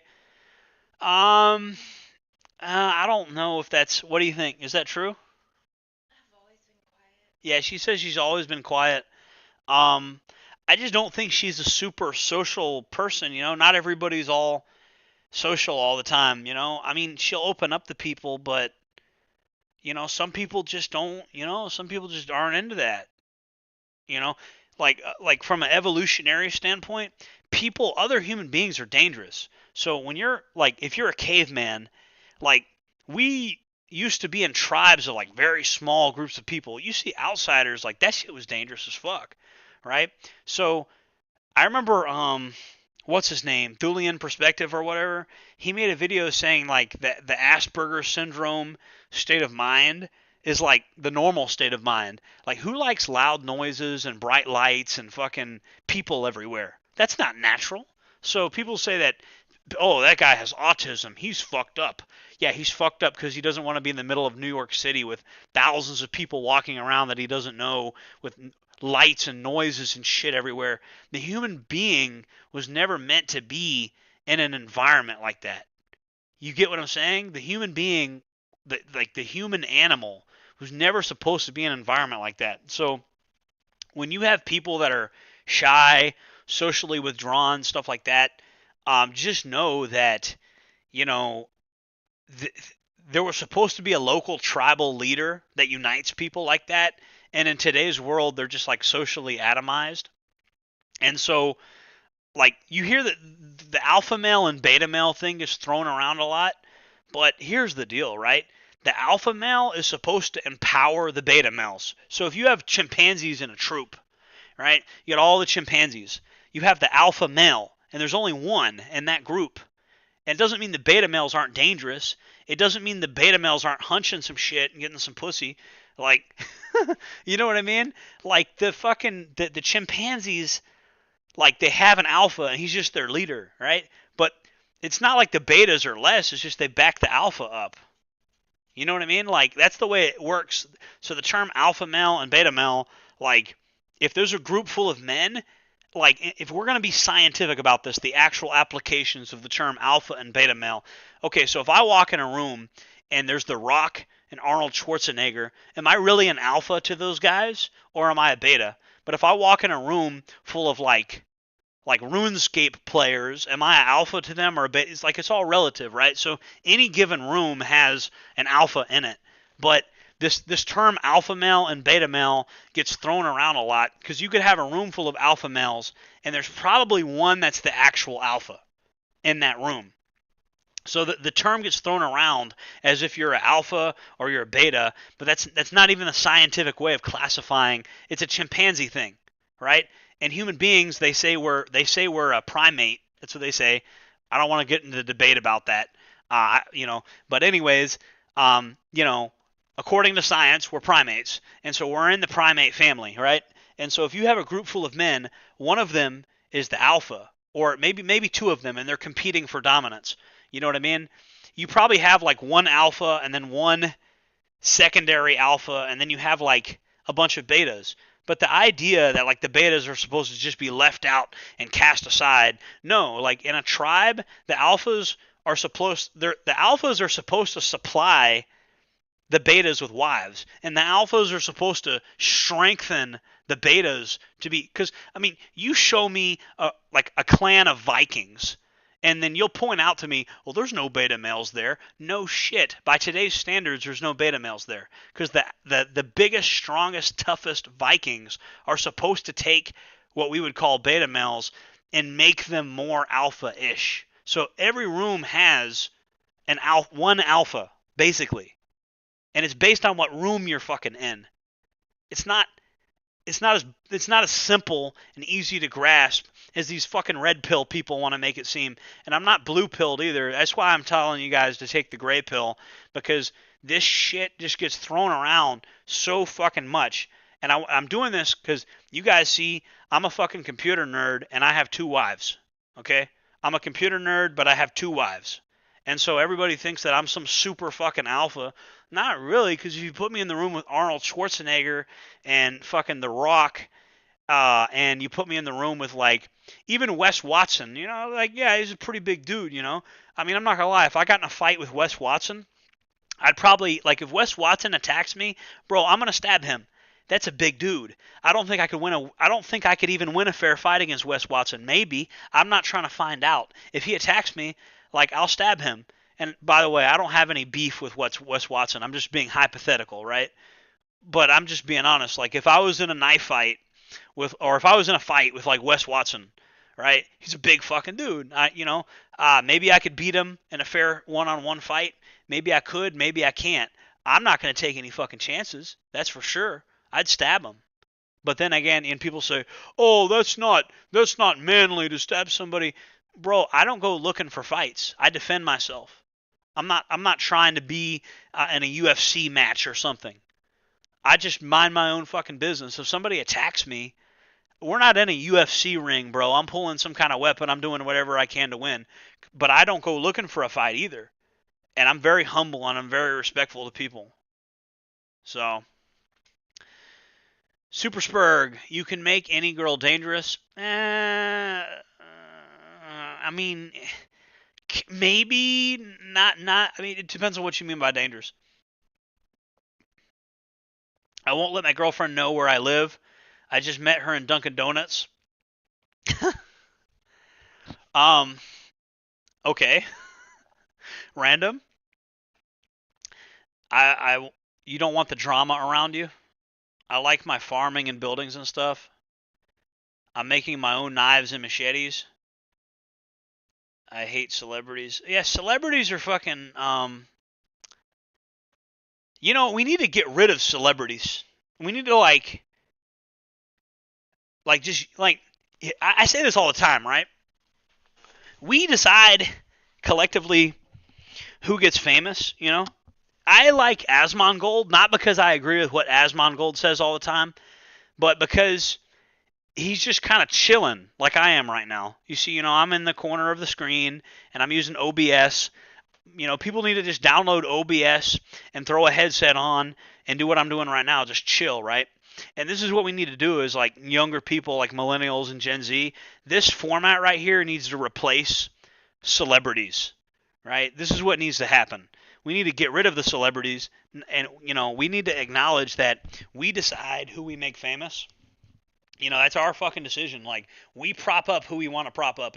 Imagine if somebody like Justin Bieber, like, if people just stop watching him immediately, like, just don't listen to his music, don't buy his shit, don't watch his videos, don't engage with him. Like, if you took somebody, you know, I was just pulling a name out of a hat, okay? So if you got the Bieber fever, I'm sure all my fucking fans have the Bieber fever. I'm sure we're gonna go from 11 watching to 2 watching. Everybody's gonna leave the chat, right? We're all big Bieber fans here. But yeah, somebody like Justin Bieber, right? Fucking, you know, you just make it to where you take away all of this, but people just need to make a conscious effort to like stop watching these people, right? If you have a famous person that's fucking retarded, like, why are we propping the person up? We decide who's famous. Mr. Blackman says, I don't really believe in this idea of alpha or beta. I believe there are men and some men that just need help. I mean, like I said, if you look at a chimpanzee troop, there's one alpha in every like group, right? And this can change over time. The alpha can get overthrown and become a regular beta. This happens in chimpanzees. So if we're going to be like scientific and we're going to use anthropologically correct, you know, because this is a theory that came from like chimpanzees and stuff. You know what I mean? But if you go back to Viking times, you know, like I said earlier, what they would consider a beta male would be an alpha today. Because if you have a band of Viking warriors, like you have the super leader that's like leading the charge, but then you have all his fucking men. And all of his men, like those Viking warriors, like each one of them would be at least as impressive as, I don't know, fucking Andrew Tate or something. You see what I mean? I mean, a beta male in a Viking clan that's not the main leader guy is at least as impressive as somebody like Andrew Tate, right? So that's their version of beta male, right? And so the term alpha and beta gets thrown around a lot, but like I said, in any given room, there can only really be one alpha, unless they're competing for the top place, right? And so you could go from being that person, and then you could be like dethroned and no longer be that person. Like if we look at primatology with alpha males and fucking beta males, you know, like if you look at like primatology, there's, you know, alphas and betas, right? You got alphas and betas in primatology, right?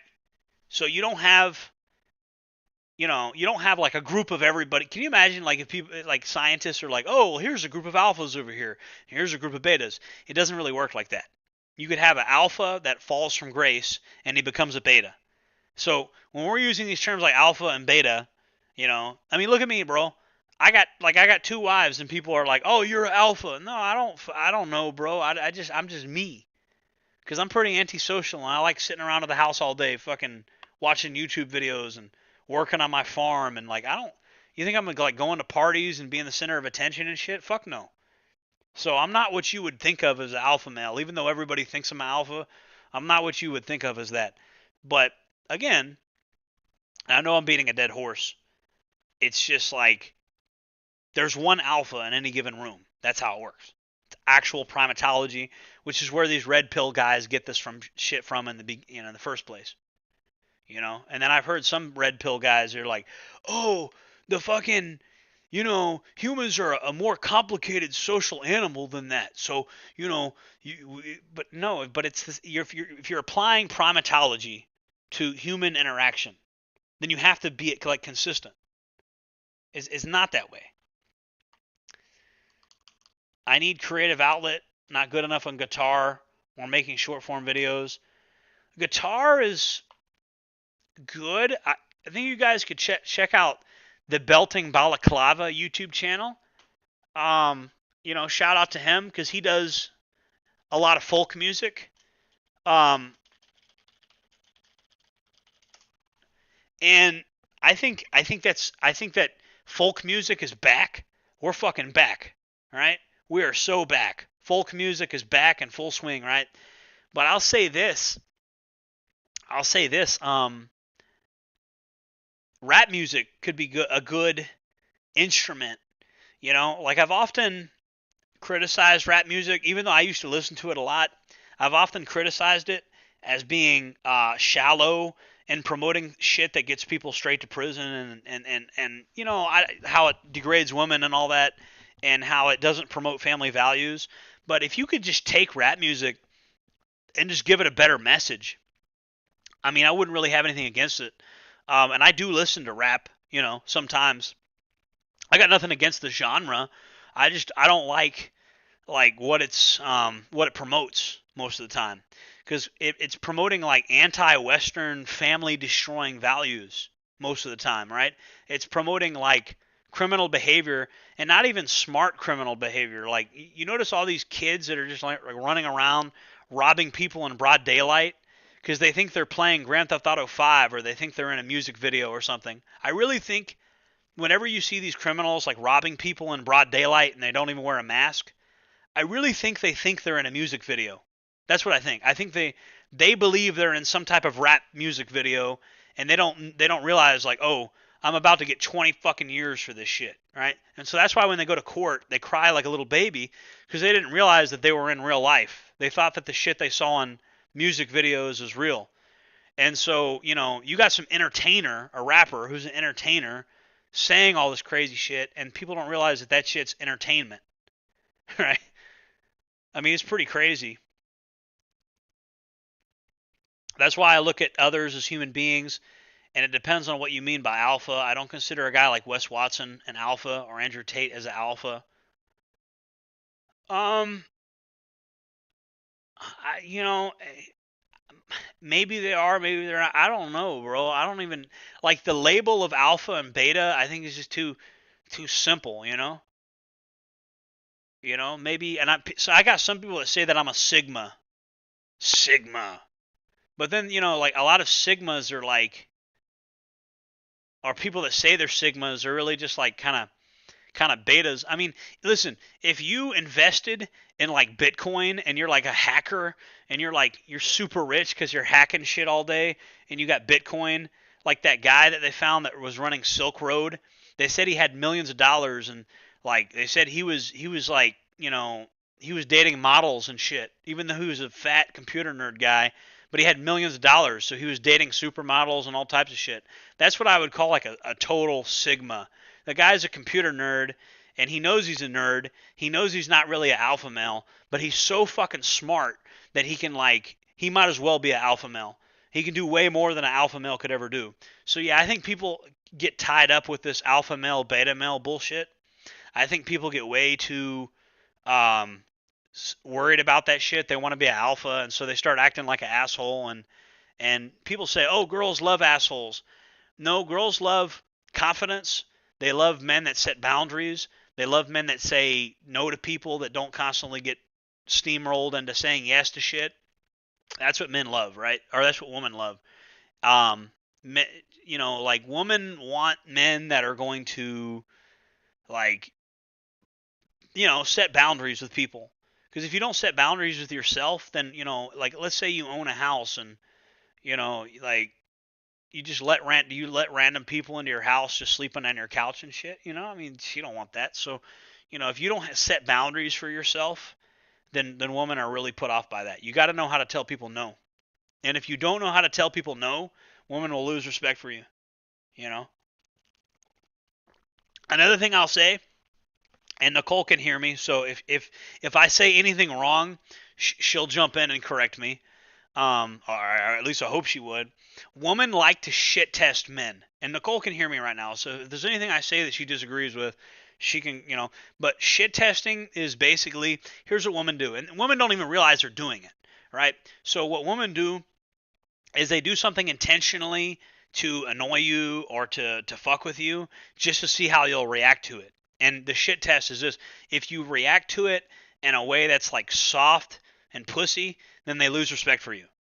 So what a woman will do is you'll just be normal, going about your day, and then they'll be like, "You're terrible, you're awful, you did this or you did that," and it'll just be some random shit. And then so there's an episode of the Family Guy that goes into this.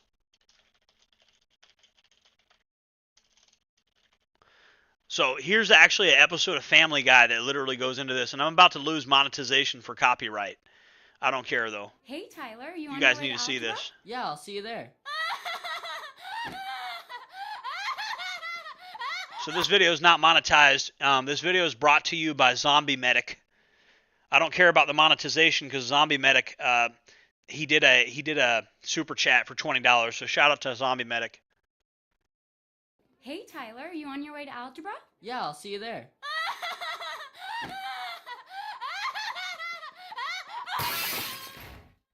You're awful! The preceding joke was brought to you by men. Men, we don't know what we did. Okay, so, he says, "I'll see you at algebra class." And the girl says, "See you there." And then she starts crying hysterically. She jumps out of the window. And then her other friend is like, "You're awful." And then it says, "Men, we don't know what we did." And I want to tell you guys, this is a shit test. That's what this is. So I'm going to tell you what the shit test is. They're going to ask you for an apology, right? And it's going to be something you didn't do. So it's going to be like, and so what you do is you say, "No, I'm not going to apologize for something I didn't do." That's how you beat that one. And if you beat that one, women will have respect for you. Right? So you can't apologize for some shit that you did that you didn't do wrong. That's the number one shit test. I'm telling you, 100%. And so there's a reason women do this, and they're not really evil for doing it. It's just evolution, right? So I wouldn't say women are not evil for doing this. It's just over the course of thousands of years, they evolved to see who the strong men were and who the weak men were, and they want to know who's going to protect them. And so this shit test is designed to weed out weak men, because a weak man will apologize even when he's not wrong. And so it's crazy how women don't even know they're doing this. You think this is some type of street smart thing, some type of hustler thing, right? You'd think this would be like learned behavior, like this is like tricks of the trade, like some used car salesman shit. But no, they just naturally do it. And so what women do, especially like if you're in a new relationship with a girl, they're going to find some small thing you do, and they're going to act like it's like you literally committed genocide or something, and they're going to demand an apology, right? In every relationship I've ever been in, this moment happens very early on. And when that moment happens, you cannot accept, or you cannot apologize when you didn't do anything wrong. Now, if you did something wrong, fucking apologize, absolutely. But if you didn't do anything wrong, don't apologize. And so every single guy I've ever known, and in every relationship I've ever been in, a girl does this. And it's just natural. And every girl does this. Like, they don't even realize when they're doing it, right? And so that is the biggest shit test of all. You guys need to know that. And do not apologize when you're not in the wrong, or she'll lose all respect for you. And it's because it's evolution. Evolution gave this to them, right? And so that is the biggest shit test you actually need to know about. And women don't even know when they're doing it. So if you think this is some organized thing that women are, no, they don't even realize they're doing it. This is involuntary. All right, let me read your comments, guys. I like rap for when I work out. Yeah, me too. X gonna give it to you. He gonna give it to you. X gonna give it to you. Metal is good for, I think metal is better for working out because it's the frequencies. I was talking about this with Nicole the other day. Rap is at like, what 250 hertz frequencies or whatever. And that's my main issue with rap is like it seems to cause headaches and it's not all that great for working out. My definition of alpha is the guy that assembles the team. Yeah, that's I agree with you on that. The guy that puts the team together is the alpha. But see, like in any team, in any socio-political organization, you need betas. Like the alphas are really nobody without the fucking betas. So there's this whole red pill mindset that every fucking man needs to be an alpha. But I mean, if you look at a warrior tribe of Vikings, you had Viking warriors that are anthropologically speaking, like if we're going to do the real science, are considered betas, even though they were fucking warriors, right? And so the modern concept of a beta male is like a very twisted fucking thing, right? Like you being the man that assembles the team makes you the alpha, yes. And I'm that guy because I guess I assemble a team. You know, I have a team, and we get shit done, and we work together, and I'm the leader, and I direct different projects, right? And so that makes me an alpha. But I would be nothing without the so-called betas. You get what I'm saying? Like I would be nothing without the people that work with me, like, and every alpha, and you know, not every alpha will admit this, but they should. Alpha males would be nothing without beta males. They'd be fucking nothing without them, right? And like I said, I've met some people that you could classify as beta male that know how to sling some iron and they know how to stab some shit and they're violent as fuck, and you know they can pull some girls. So the idea that like a beta male is going to be alone forever, doesn't know how to fight, it's not necessarily true. That's why they came up with this Sigma male bullshit, because there's so much negative connotations with the phrase beta male, but it's kind of like a spectrum, because you have people that could be classified as betas that you'd probably think are alphas, because people don't like, you know, this goes back to primatology and anthropology. It's like an alpha male is nothing without his tribe, which consists of his betas, his followers, right? And his betas it's not bad that he has betas. It's not bad to be a beta, right? It's bad to be a passive-aggressive guy that never gets to the point and is afraid to. That's not good, right? Maybe we could call that a Charlie male, Alpha Bravo Charlie. Maybe that's a Charlie male. That's like at the bottom of the barrel, right? But if you have a guy that likes working on computers all day, but you know he gets straight to the point and he doesn't like waste time and he doesn't beat around the bush when you ask him his opinion about something. I mean, you know, a lot of people would call that an alpha. But how do you know he's not just a beta that has some like alpha traits? So the alpha beta thing, I don't think it's really the best way to categorize people. I think we need to come up with a new one. I don't know what the fucking new one is either. Maybe you guys could help me come up with it, because it ain't fucking working, the current one we have now. This is some shit we came up with for primatology, you know, so there needs to be a new one. I think we have type 1 men, type 2 men, and type 3 men. You got a type 1 man is the proverbial alpha, right? The type 2 man is what many would kind of call a sigma. He's kind of like a man that is a follower of the type 1, and he's reliable, and he doesn't beat around the bush, and he's not soft, but he's also kind of a nerd, right? But he's not the leader of the pack either. You know, that's like a type 2. And a type 1 can kind of fall out of grace and become a type 2. And then you have like the type 3. The type 3 is totally lost and doesn't know how to express himself at all and is always hiding in the corner. That's like the type 3. So I think we should get rid of the alpha male and beta male, have type 1 males, type 2 males, and type 3 males. That's what I think. You know, the type 1 is the leaders. The type 2 is the competent followers that enable the leaders, and then the type 3 are the people that are like lost in the sauce and hiding in the corner and can't socially interact with anybody at all. That's kind of the three categories of people and I think that works better than alpha and beta male, because again, this shit is meant for small troops of chimpanzees.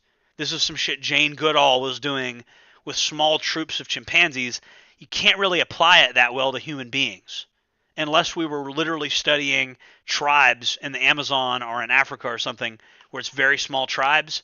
This example doesn't make sense to complicated societies that have tens of thousands. You know, even a small rural town in America has 10,000 fucking people. So like, who is the alpha of 10,000 fucking people? Well, every guy walking down the street is going to claim to be an alpha.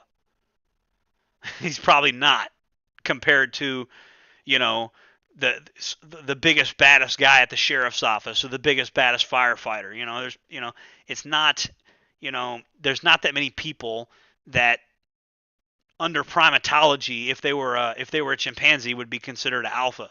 Because under primatology, like I said, there's some very tough beta male primates. They're just not the alpha. They're tough as fuck, but they're just not the alpha.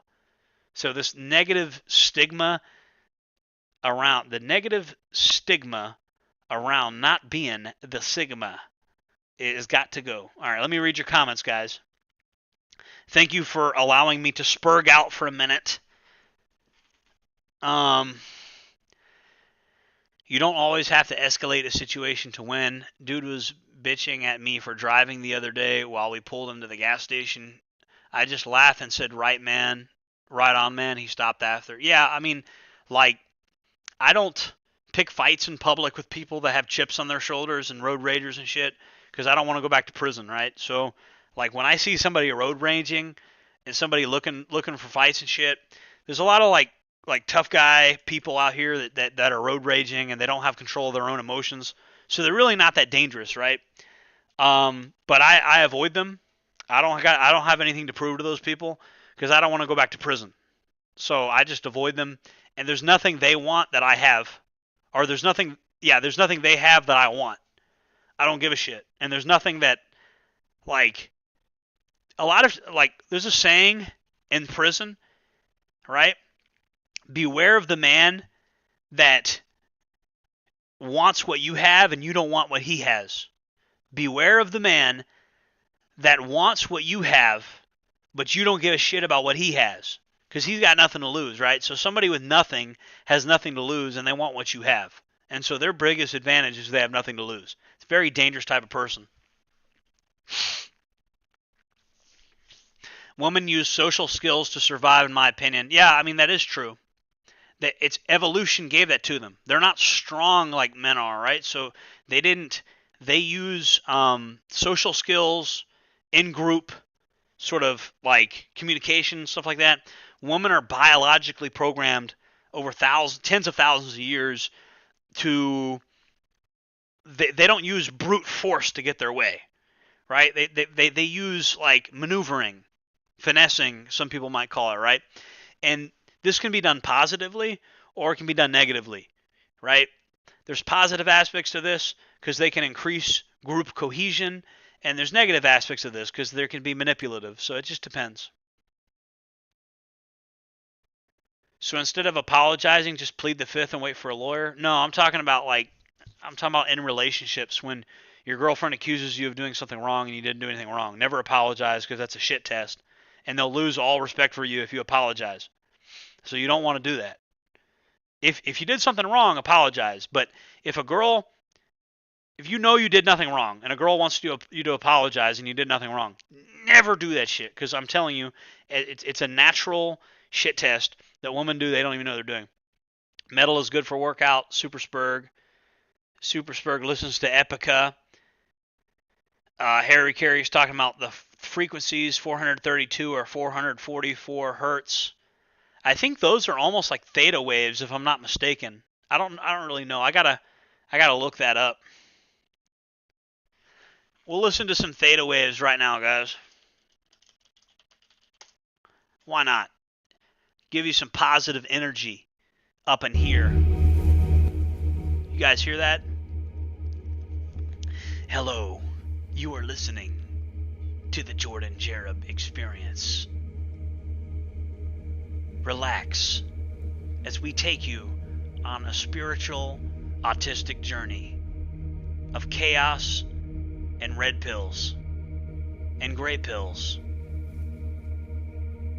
Yes, this is the Jordan Jareb Experience. Feel the power coursing through you. Yes. You are an elite. You are part of the elite group that watches Jordan Jareb videos. maybe, kinda, sorta. Yes, feel the power. ASMR Jerub. Jordan Jerub, ASMR. Yes. We like to do spiritual, powerful shitposting. Feel the autistic energy, the powers of Kek. Liberate Kekistan from normie oppression. Yuri.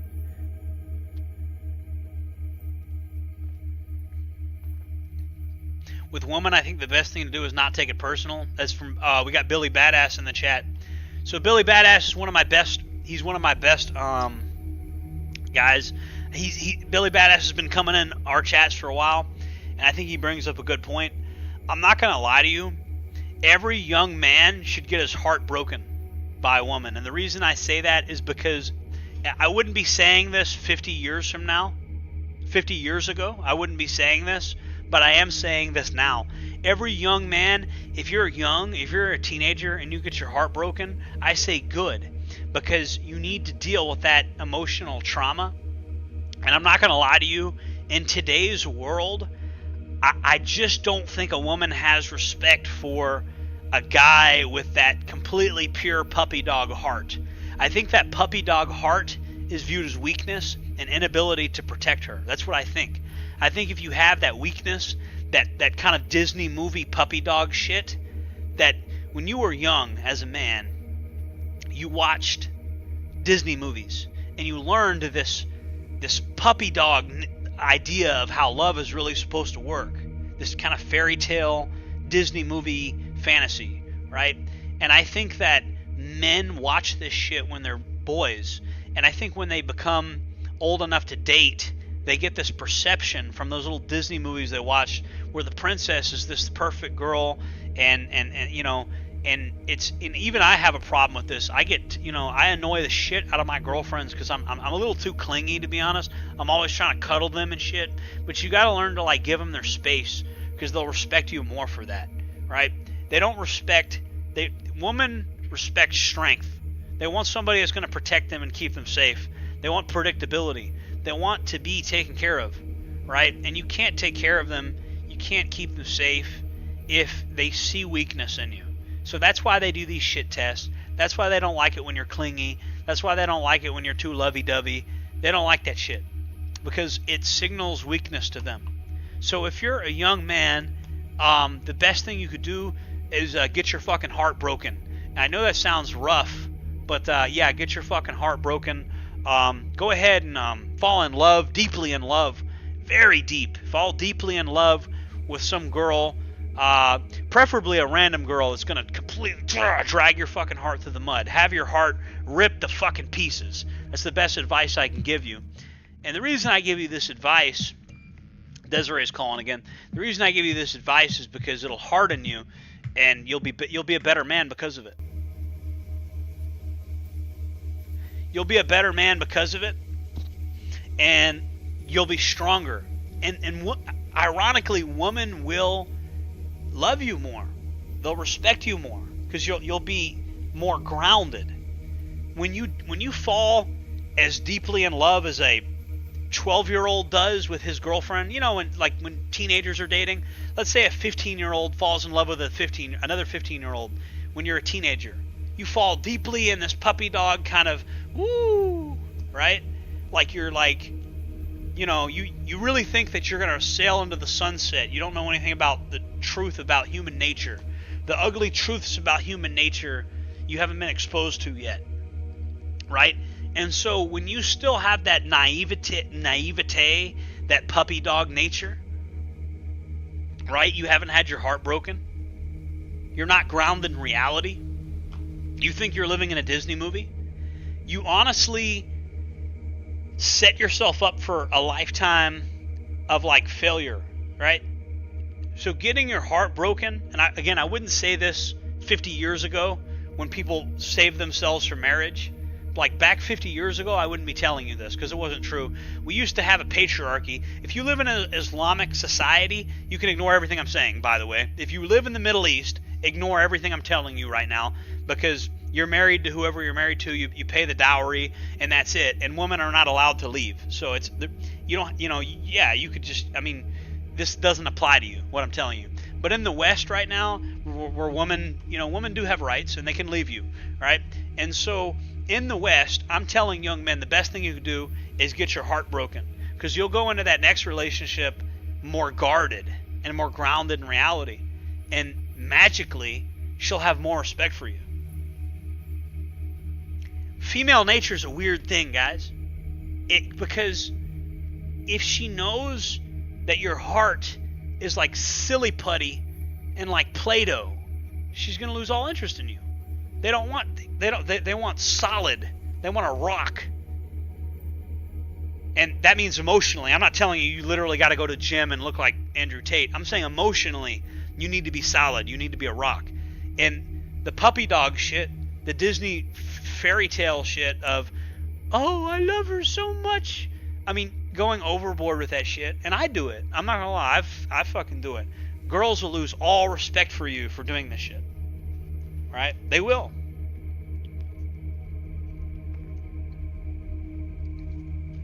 Alright, let me answer these questions one at a time. If I fail to answer a question, please re-ask the question, guys. Please. I'm sorry if I failed to answer a question. See if this shit works. We got Desiree calling again. Hello, this is a prepaid call from I don't think it's going to work anyway. Anyway. At a Florida Department of Corrections institution. To accept this call, press 0. To refuse this call, it ain't hang working, up guys. Or press 1. To prevent calls from this facility, press 9. Hello, Yeah, this is a prepaid call from. All right, I'm going to answer your questions, guys. YouTube needs to be sold off to another entity other than Google. My comments get deleted. AI vids a lot. What do I think of Nick Fuentes? You know, I know Nick Fuentes. Yeah. So I mean, my opinion of Nick Fuentes, I don't know him that well, but I've actually met him. So, I'm not gonna say how I met him, but I'll give you a hint. It's actually pretty obvious if you kind of put 2 and 2 together. I'll give you a hint. Matthew Heimbach. That's the hint that I'm going to give you. So I know Nick Fuentes. He doesn't come across as... I mean, he's a smart guy. But I think the fact that some of the shit that happened on his front doorstep, literally speaking, was kind of embarrassing. And I think he could have handled it differently. And I think that he shouldn't live in, like, Chicago or whatever the fuck. Like, he needs to move out to the woods and live on a compound, and he needs to get more, like, he needs to get the fuck out of cities. I don't know what he's doing in Chicago, right? Now, Nick Fuentes has a pretty good relationship with black people. For a white ethno-nationalist, he's got a pretty good relationship with black people. So that's very promising, because I think that we can heal the divide between the races without being cucks and simps, right? Like, I don't think we have to be self-hating white people. I think we can promote our right to exist without being mean to black people and stuff like that. You know, I got several black subscribers. I got Vuzanex. I mean, he buys merchandise from me and everything. And I think Mr. Blackman, are you black too? I mean, I know I got several black subscribers that watch my videos. So I certainly don't hate black people. I know that's what the media has said before. You know, like the hood rat culture is obviously annoying, but not every black person's on that shit. But also just promoting your own culture, your own identity, your own heritage, having the right to do that.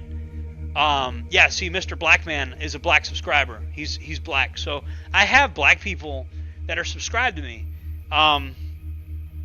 You know, and so these liberals come to my channel and they're like, you're racist, you're racist, you're racist. And then, like, it's like, okay, but the people that support my channel, I mean, I don't know. I don't know what to tell you. Like, here's Vuzinex. I got him on the screen, and he's one of my biggest supporters. So I don't understand, like, what all these liberals say, that because I used to be part of Republic of Florida militia, that I'm a racist, that I'm a white supremacist. But like, my biggest support, some of my biggest supporters are black people.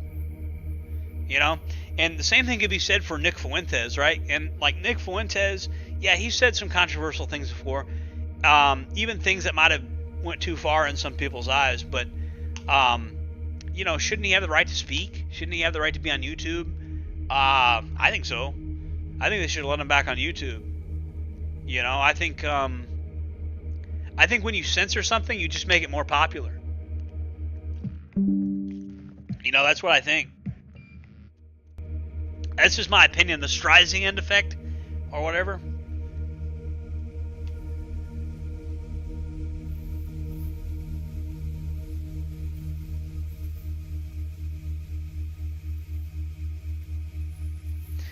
Harry Carey says, wait, Islamist society doesn't have feminism and LGBTQ rights? A true Islamic theocracy like Iran? Not really, no.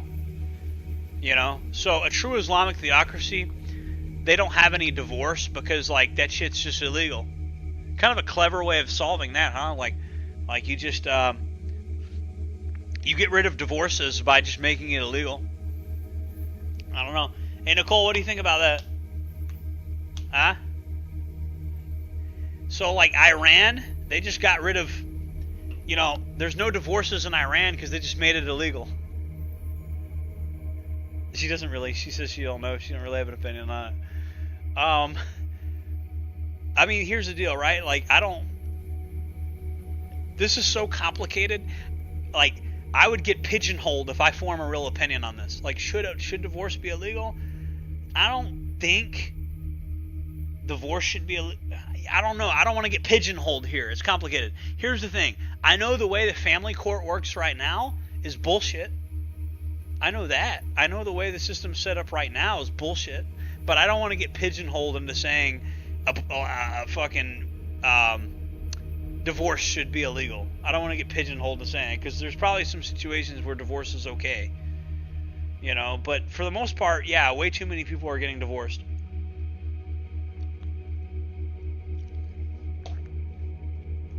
Way too many people are getting divorced. It's not enough families. Not enough households. You know, that's the basis of a civilization. Civilization can't survive without households. You know? I had an idea for the way we would run our society moving forward. And I wanted to discuss it with you guys, run it by you guys. Ovzerbador is here. He's in the chat. I can't pronounce his name. Supersburg is Catholic. I think some Muslim peeps are cool, but I don't hang out with them as much.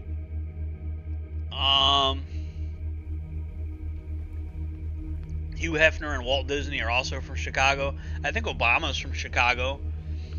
Isn't, like, Obama from, or, like, you know, well, I already know the chat's gonna say, no, it's Kenya. I think his dad was from Kenya. I don't know. I don't give a shit, bro. I know the birth certificate had 9 layers of computer generation. I know that they looked at the EXIF data and the metadata of the Obama birth certificate, and they had fucked with it. That's fucking weird, isn't it? All this shit's always fucked with. NASA fucks with images they give us. They fucked with the video of the Epstein cell. You notice all the shit they release to the public has always been fucked with? It's weird, kind of, you know? But anyways, I had this idea for how a society would work out.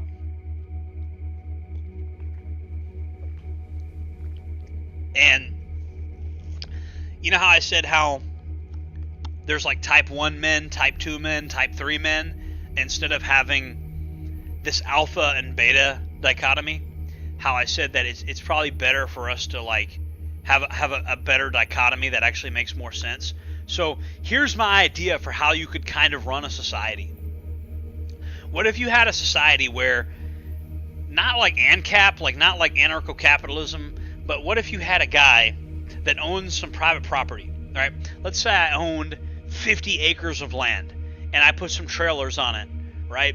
And like when I put these trailers on the land, you come to my land and I say, we're going to have like a farm or something like that, right? And I'm going to hire you to work on the farm, but you're not even going to have to work that hard, just a couple hours out of the day, right? But I'm also not going to pay you that much, but you're going to get your own trailer, so you get free room and board, right? And so you get $20 a day, and then there's like a Dollar General across the street. So you're kind of balling at Dollar General with $20 a day, right? And then we'll take another $10 per day and we'll put it into like a bank account. So you're saving $10 a day, right? And eventually it'll get to the point where like you could afford your own property, right? And so we could basically use the free market framework that already exists, and we could buy a bunch of land. This is what they're doing in like Arkansas. Like they're talking about the white nationalist living space or whatever that's in Arkansas. I think that was pretty interesting, and they don't come across as terrible, racist, hateful people to me, and so like that's kind of an interesting concept, buying acres and acres and acres of land, crowdfunding the money for that, and then putting a bunch of trailers on it, and then having like a farm. And this sounds like a winning model for like everybody. Like this sounds like everybody could do this. It sounds like black nationalists could do this, white nationalists could do this, like people that don't give a shit about politics could do this. Like having a crowdsource property buyout and then putting a bunch of trailers on it, and then having kind of like a shared work program where you could have like a farm. See, I've talked to all these damn communists, and if communism and communal living works so fucking well, why don't you guys just do it? I talked to these leftists out in California, right? If you believe in this communal living model so much, what's stopping all these damn communists from getting together and like buying some fucking private property and having a commune? Why do you need the state to do it? I mean, you could literally do it yourself. If you really believe in, like, I don't understand that. These leftists, they could buy acres and acres of land. They could crowdfund it, right? And they could even make it to where, like, everybody owns it. They could do, like, a shareholder agreement or something, right? You have it to where everybody owns the land. We got 16 watching right now, guys. 16 people in the chat. Everybody, what's up? Harry Carey, what's up? Mr. Blackman, what's up? Ozer Bador, what's up? Matt Canali. Matt Canali wants to know where Nicole is. Nicole's laying down. She's a bit stressed out. It's a bit harsh. It's a bit hard getting out of prison, right? It's not easy to adjust.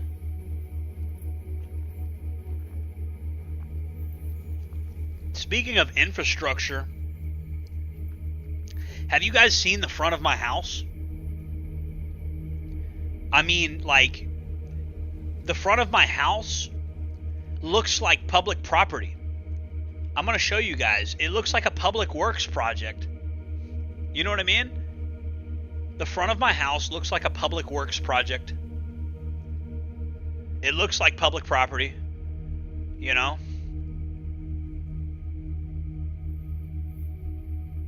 Yeah.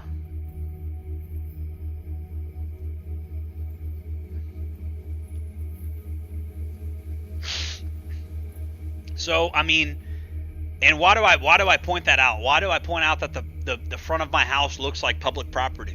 Because I'm telling you guys, a lot of you guys don't like the state. You don't like the government. Well, we can crowdfund our own infrastructure, our own utilities, our own like we can buy public property or private property, and we can build our own communities. Everybody can. And this is what Gen Z needs to be doing. Land is not that fucking expensive, right? Now, the way our society works, you could make everybody a shareholder of the land. I wouldn't want to have 20 different shareholders. That's what the leftists would do. That's what the communists would do. And they'd fuck it up because they don't believe in hierarchy, and that goes against basic human nature. And so that's why it fails every fucking time. But, that being said, you could have a board of directors kind of set up where the company is owned, or the property is owned by like 8 different shareholders, right? And then you could have different partitions of land owned by each shareholder, and then some blank ones that haven't been purchased yet. Like what these white nationalist people in Arkansas are doing actually makes a lot of sense. And this is that it'd be funny if a bunch of white nationalists in Arkansas accidentally invented like a new way of like organizing our society. Like what if we crowdfund our own properties, our own communities? What if like, and not even just for political or nationalistic purposes. Hey, nobody, what's up? What's up? We got nobody in the chat. I've seen nobody in here before. And they will do anything they can to mess up your commune. What, liberals? Okay, so I want to point something out. Liberal communes are doomed to fail. Liberal communes are fucking doomed to fail, 100%. For the same reason a liberal or a communist or socialist society is doomed to fail. Because their policies and their values ignore basic facts of human nature, right? And so you have to have some level of hierarchy, right? It doesn't have to be super hierarchical. It can be decentralized to some extent, but you need leaders. Old native burial ground and build a haunted house? No, you could. So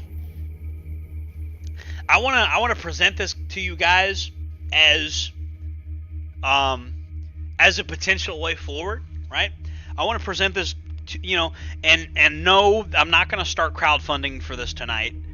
But as this channel gets bigger, this would be the ultimate goal. And I want my main audience to know that. If this channel gets bigger, what I'm going to do is I'm going to attempt to create something huge.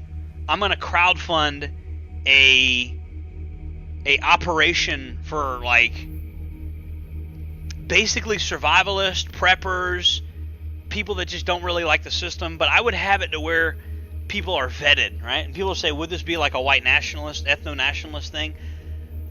I think what I would do is I would have it to where we would have people, like if you're a black nationalist, we would have like maybe a section for them, and then we'd have like a section for white nationalists.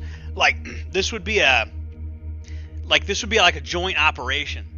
I probably would really do that for real. Like I would literally, and I know it sounds crazy as fuck, but I would have it to where like you could have like a piece of property and you could have like one side of it be white nationalists and one side of it be black nationalists. I think that's crazy. That sounds crazy as fuck until you think about it, right?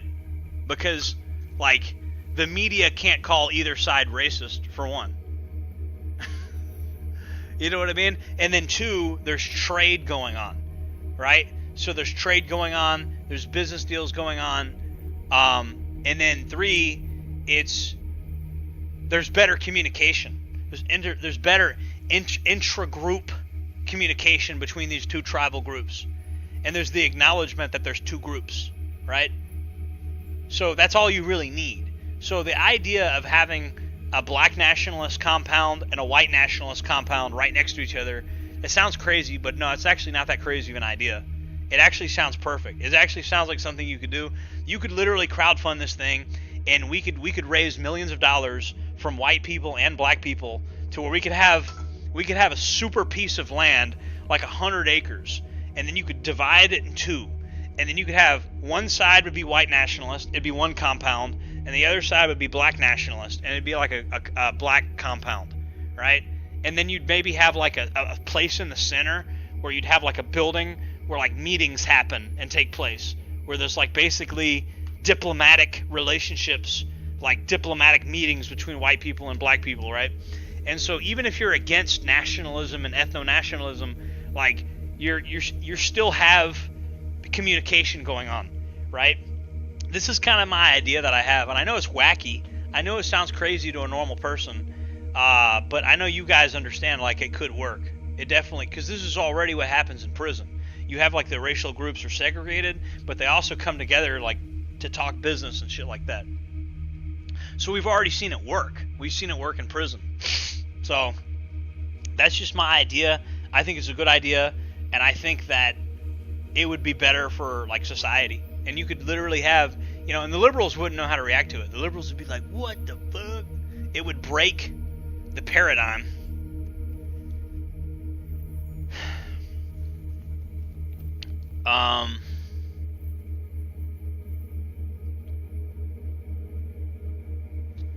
Let me read your comments, guys.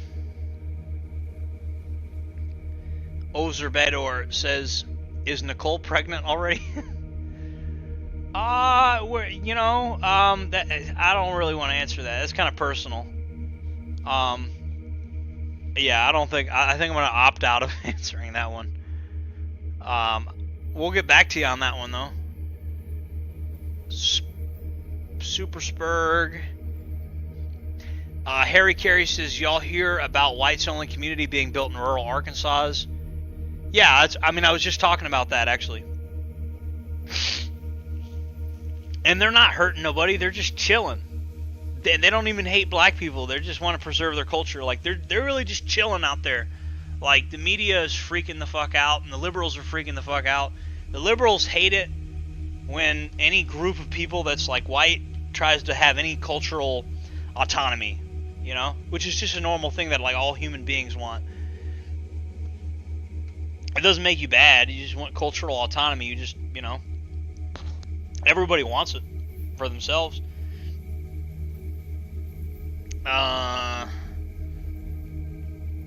Mango season is over in Florida. I don't think we can grow mangoes up here. Maybe. I got all these peach trees right now and all these, I got some orange trees and we got some peach trees.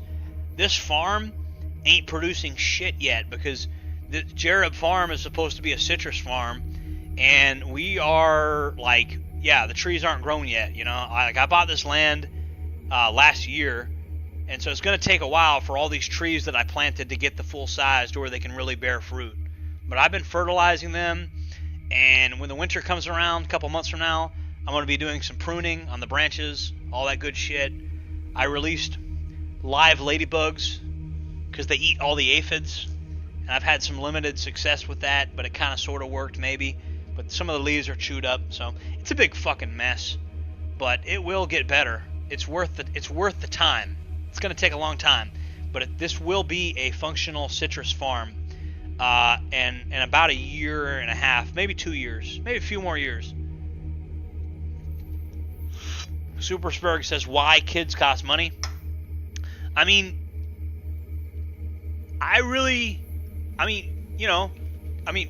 People, a man should want kids, you should want to have kids someday. Having kids is part of the magic of being alive, part of the magic of being a human. What is your opinion on what is going to happen in Europe with the asylum seekers and illegals? What part of Europe?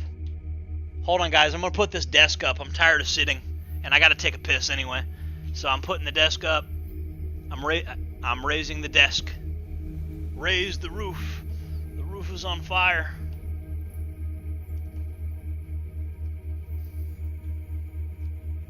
Alright, so I got the desk standing up now. Hold on, I gotta take a piss, guys. I'll be right back. Check on Nicole here. Oh, the camera fell down. Hold on, guys.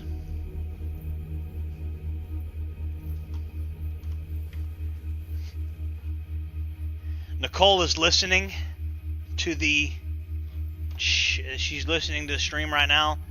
I would say it's safe to say Nicole is one of my #1 fans.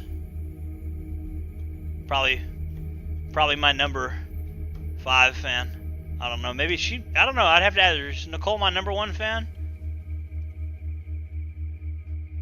Maybe Desiree. Probably Desiree. I'd say Desiree's my #1 fan. Case in point, speak of the devil. Guess who's calling right now? Yeah. Hello, this is a prepaid call from fucking wire's not long enough. I need to an put a inmate USB at a extender Florida on this. Department of Corrections institution. To accept this call, press 0. To refuse this call, hang up or press 1. To Watch prevent this. calls from this facility, Look at this press shit. 9. Hello, this is a prepaid call from See, it ain't working, guys. I'll be right back. an inmate at a Florida I'll be right back, Department guys. of I gotta take a piss. I look different. And you guys know I piss on stream. I don't film myself pissing, but I'll talk to you guys while I'm pissing. Why not?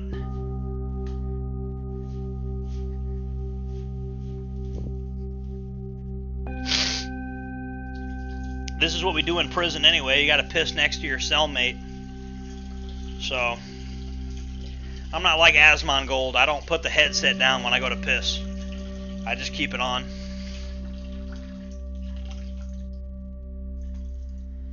Give you guys a taste of what prison's like.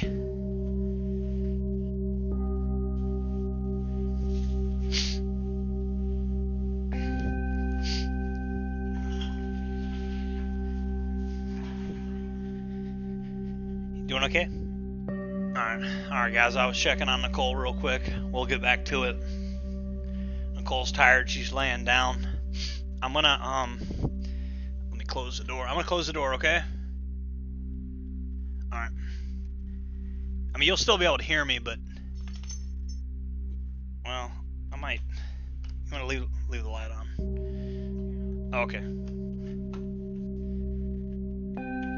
Oh man, we're getting Hendek up in here. Look at this shit. All my chakras are activated. Yeah. We're getting Hendek up in here. Yeah, okay, I'm just kidding. This is just what happened. Let's see. Let's try some delta waves. This is the warrior waves, I think. There we go.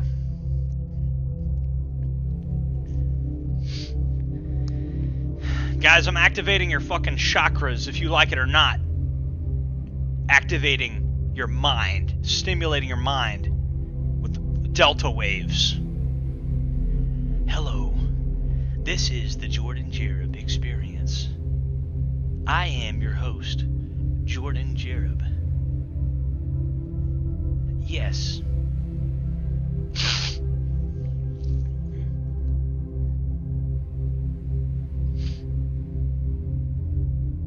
Superspurg. Yeah, I think Superspurg is black-pilled. I think you guys need to give Superspurg some encouragement, right? Superspurg is upset because he's a Superspurg, and he doesn't realize I'm a Superspurg too. So, I mean, you know, look at me. I'm doing good. I'm a Superspurg. I'm doing good in life, you know? I'm probably doing too good. So, guys, I know I'm off camera. I'm sorry. I'm unplugging my e-bike battery. And I'm throwing this fucking cup into the trash. You know?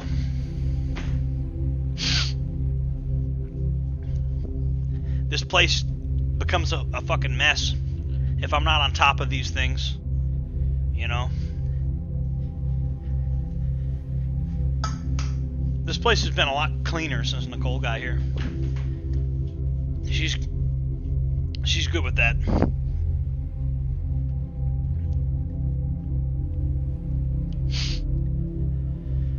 Oh, man. What do you guys know about the alleged extraterrestrial named Valiant Thor that apparently advised the Eisenhower administration? And there's like pictures of this guy, and they say he's an alien, and he's with President Eisenhower and all types of different presidential administrations, and nobody knows who he is, and word on the street is like he's an alien. And like, and I thought it was bullshit at first, and I went and checked it out, and I'm like, what the fuck? And it turns out Eisenhower's granddaughter says that the story is true. So that's kind of crazy. Lyson Firefear. Hey, what's going on? Firefear. Firefear is in the house. Vusenex, welcome back. I see Vusenex is back. Sarah Terra's back. I didn't know she was in here. Sarah Terra, how's it going? Fresh organs. Ozer Bad Horses, fresh organs. Yep.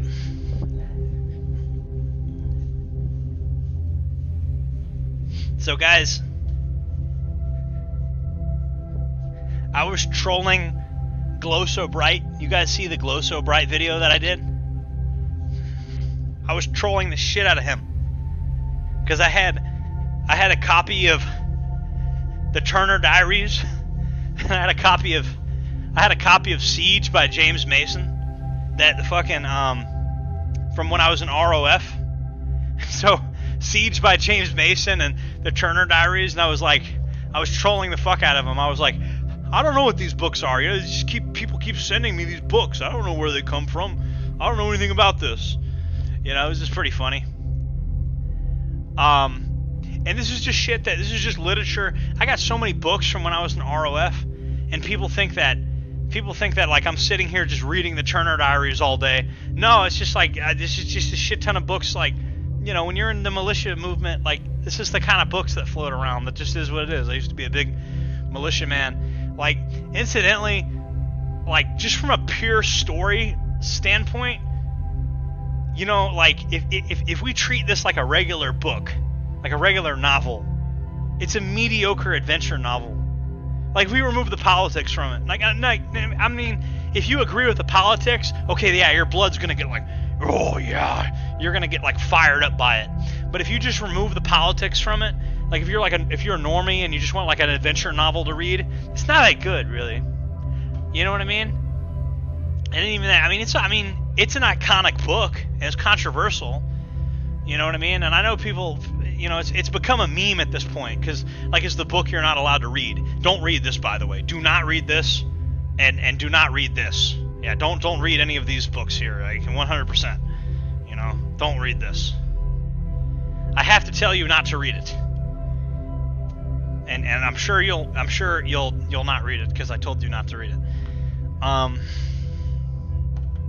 I hope they don't get on the walkie-talkies and shut it down. I'm getting a little too based. You forgot. Oh yeah. Okay. VuseNex wanted. I brought this up earlier.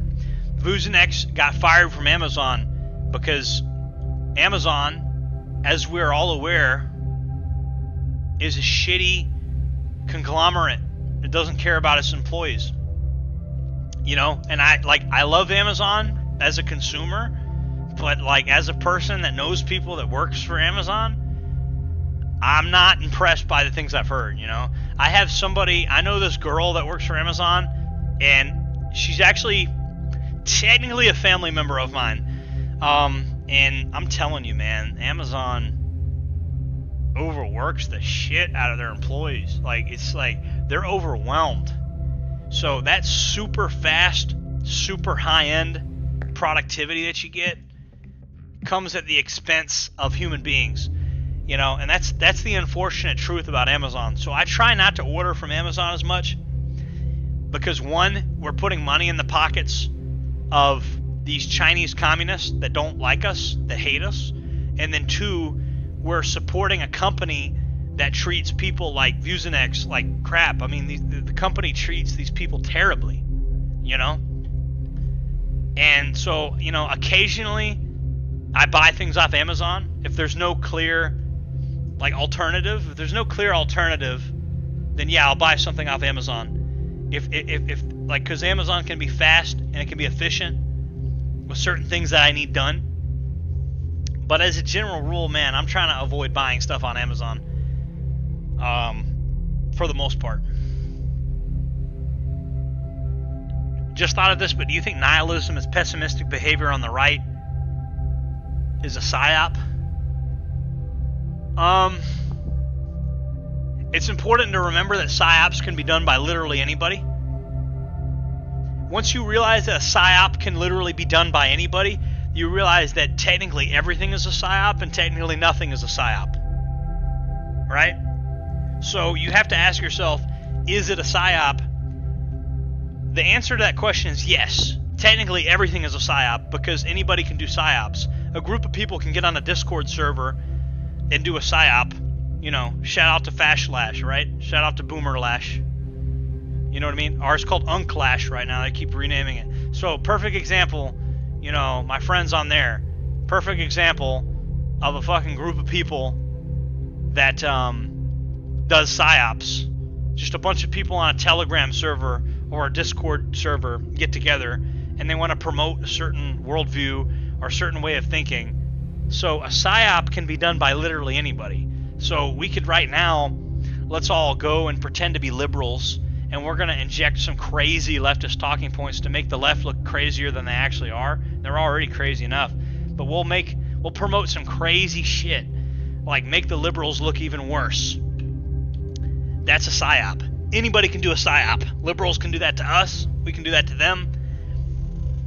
I do believe that liberals are less likely to be able to do that to us because they're just not that smart most of the time. But it's not out of the realm of possibility that a liberal could figure out how to do that. Do psyops, you know? I mean, there's some accelerationist leftists that want to radicalize the right because they believe in horseshoe theory, and they think that the left will get more radical if the right gets more radical. But there's actually not a lot of evidence to support that. The real data shows that the more right-wing the general public gets, the more centrist, like, many left-minded people will get. So, like, that's the fishhook theory, kind of. And that kind of pans out a little bit, you know, and I believe there's truth to that. Because people are more scared of pissing off the right than the left. Because the right has guns, right? And so when the centrists get kind of scared, the centrists actually become a little more right-wing. Because they don't want to piss off whoever is the most dangerous and the most violent, they don't want to piss off, right? And centrists also like the status quo. And so the left-wing violence is usually like riots and chaos, and it's not very good in terms of like optics. Whereas like right-wing violence is either sporadic and rare, or it's so gruesome they can't even put it on TV. So it's just the optics of a city burning down is fucking bad. So for a normal status quo centrist, like a city burning down is like something they watch and they're like horrified by it. And they're like, oh my god, this is against my status quo beliefs. At least these right-wingers want to kind of maintain the status quo. So it's very natural for like a centrist to want to align himself with a right-winger. And those of us that are on the right need to cultivate this relationship, right?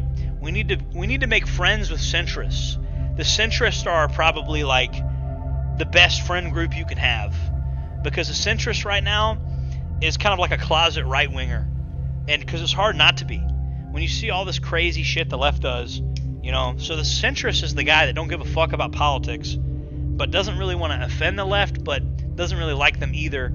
Kind of more sides of the right. Asmongold is kind of an example of this type of person to some extent. And those are the friendships you want. These right-leaning centrist people are going to be very powerful, and they're going to be in very powerful positions of society. And later on in life, under your influence, you may be able to shift them further to the right.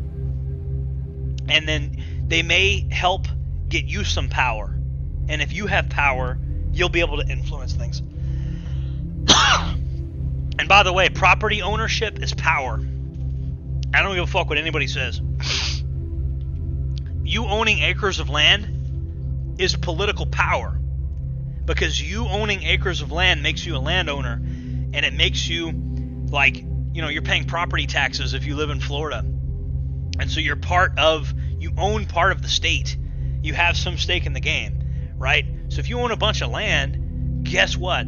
The congressional representative or whatever, the state legislature guy, is going to knock on your front door, and he's going to ask you your opinion about shit. I swear to God, right? My opinion about shit matters more to fucking politicians than the average person, because I'm a landowner. It's a fact. You know? Now, I'm not going to lie and pretend that I have as much sway as like Elon Musk, but with my local representatives, give more of a shit about what I have to say than some homeless person. It's just a fact. You know?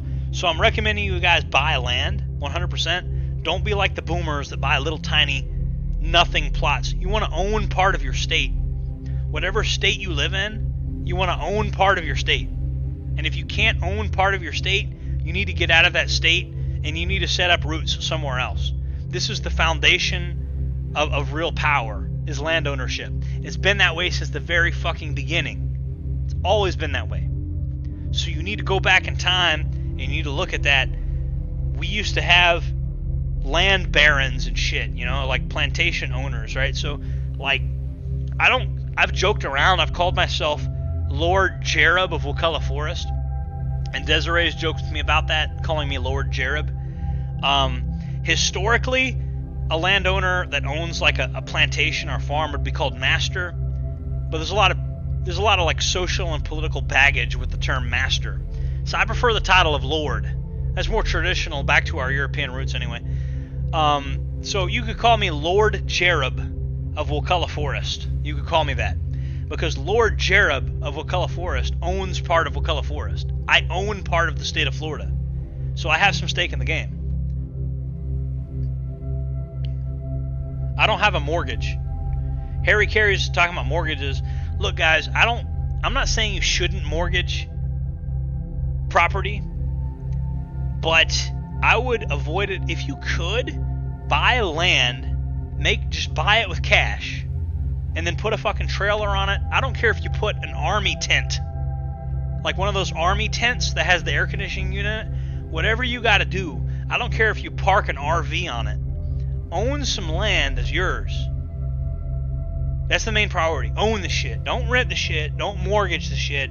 You want to own the shit. If you can save up your money, if you're 20 years old right now, you save up your money for 5 years. You buy 2 or 3 acres of land or something in a rural location. Now you got a place. Even if you don't want to live there now, you got a place you could put a building on this place.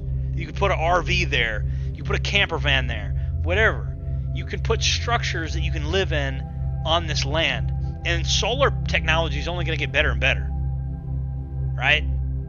And so they say solar's not good. And yeah, solar's not good on a big industrial level. But for powering a single house, solar's fucking fine. It is. And it's going to only get better. When people say solar's no good, they're talking about it's no good on a big fucking industrial level, bro. I'm telling you, on these smaller levels, it's fine. People that say solar sucks are the people that want to there's people that want to hijack the conversation about solar. That's what that shit is.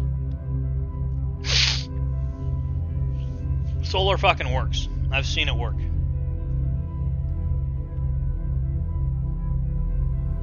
Yeah, renting is gay. Mortgages are gay. Renting is gayer. At least a mortgage, you're kind of paying yourself. You're paying yourself in a way. You know what I mean? But the most gangster thing of all, the most badass thing of all, the most awesome thing of all is to really buy land with cash if you can. If you can.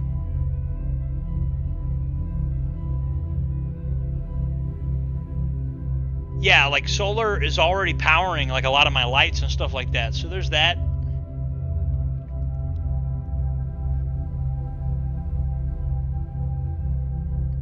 No renting makes Shlomo sad. I knew a guy named Shlomo one time. And he got on the walkie-talkie and he said shut it down. I have no idea why, but it was weird. One time he got on a walkie-talkie and he said they know, and he said shut it down. It's fucking weird.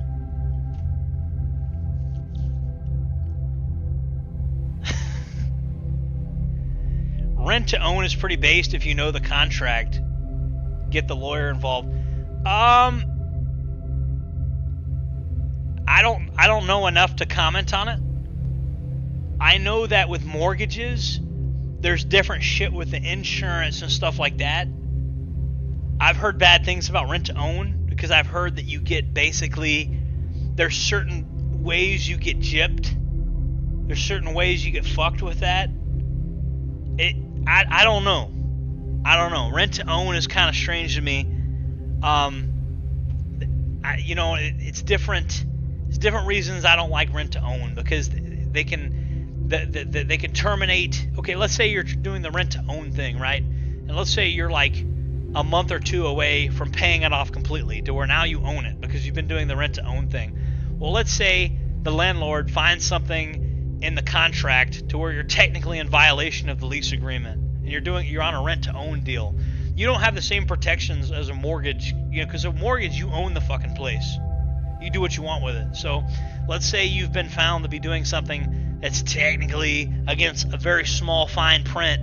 You got to know about shit like this. So rent to own, I don't really want to speak on it too much. I would just do your research on what can go wrong with that. And you got to factor in things like homeowners insurance. You got to factor in all this different shit because there's different rules with this stuff. You got to factor in your interest rate.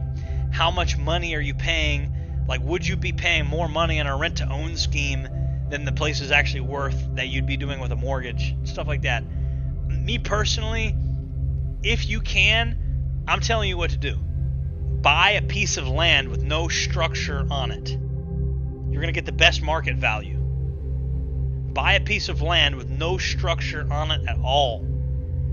And then you go ahead and put an RV on that thing, or put a camper van, or whatever structure you can put on that piece of land that has air conditioning, electricity, a place to sleep, and Wi-Fi. It's all you fucking need as a man in your early 20s.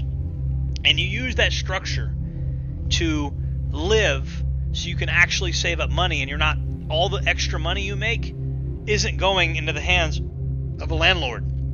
So that you save enough money, you could have a trailer put on that property. Or if you save enough money, you could have a house built on that property.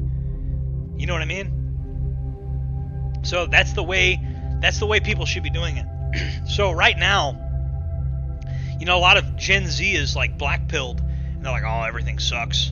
I'm depressed. Everything sucks. Bro, Gen Z that has some skills and the ability to make money, there needs to be a mass migration of Gen Z to the state of like Wyoming, where land is really cheap. Because you go to Wyoming, you buy a piece of land, and there's plenty of jobs available in Wyoming too, from what I hear. I know somebody that lives in Sheridan, Wyoming. And Sheridan, Wyoming, the land is nice and cheap. There's plenty of jobs out there. You buy yourself, and you plant new roots. You buy yourself some land out there. You put a camper van on the land, and you get some solar panels, and then you do your job, and then instead of paying a landlord, pocket that fucking money every night or every month. Instead of paying some landlord, keep your money. And then when you've saved up enough money, you take the land that you already own, and you call up a person that could put a double wide trailer on it, or you just build a house. You could lay a concrete foundation, and then you could you could study construction or whatever. And I mean, if you're really autistic and you know how to fill forms out all day and file for permits, you could literally just build your own fucking house with the raw materials. There's YouTube videos that'll show you how to do that. Or you could be a right-wing extremist, sovereign citizen nut job, and you could just say, fuck the permits, I'm just going to build this thing, and who gives a fuck what anybody says. And if you're in a rural enough place, nobody will notice.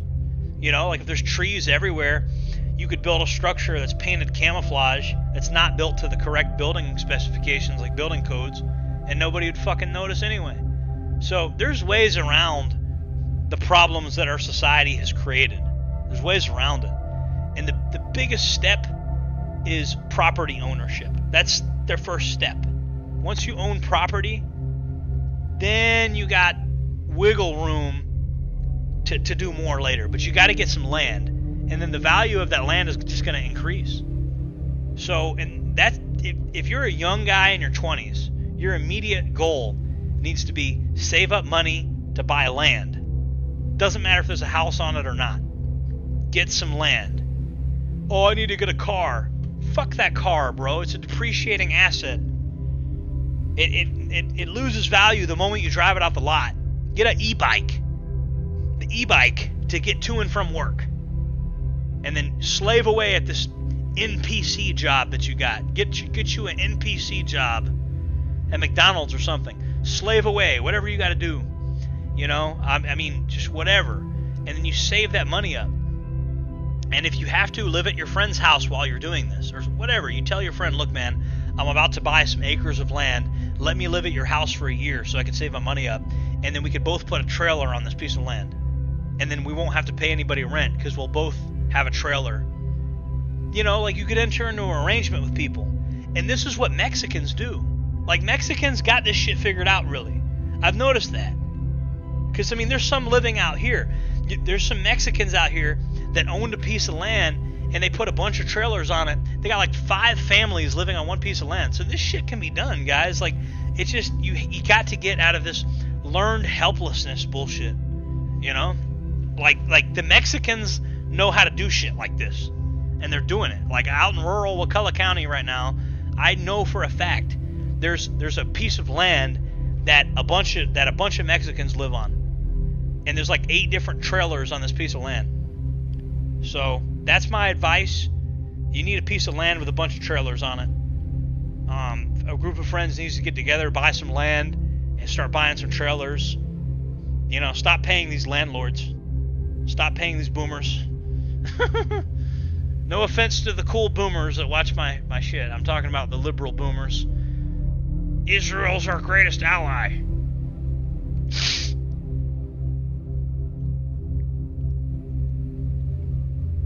Purple belt and kudo. It's mad intense. That's cool. I don't, you know, I know Super Spurg doesn't like Krav Maga. I'm not really religiously tied to any martial arts style. I just know some moves, and I'm always trying to learn new moves. And the moves that I think make sense, I go with. My neighbor here in Ohio just built 600 square feet house for his son illegally behind his own house on like a half-acre lot. Had to tear it down before they sold the property. Yeah, I mean, just don't sell the property. Like, we should not be buying. We should not be selling property for the most part. Gen Z needs to be buying property. It's the last thing worth anything. Listen, the U.S. dollar is going to go to shit. It is. No currency can last forever if it's not backed by, like, precious metals. It's just a fact, bro. You got a currency that's just paper fiat. Every paper fiat currency that's ever existed eventually collapses. You know, the American one will last the longest, longer than any other paper fiat, because we're a massive empire. We're a global superpower, the likes of which the world has never seen. So yeah, our paper fiat bullshit money is going to last longer than any other paper fiat ever. But, and this is a big but, right? It's not going to last forever. And we've already been at it for a long fucking time. And then Joe Biden printed out a stupid amount of money. They say like 35% of the money in circulation right now was printed under the Biden administration. They printed a stupid amount of money, and they wonder why it's not worth anything. You know, if you wanted to stop inflation, every American should get together once a week and in Minecraft burn a $1 bill. If every American burned a $1 bill every single week, inflation would go down big time. But I'm not saying you should do that, you know, for legal reasons, but that's how you would fight inflation.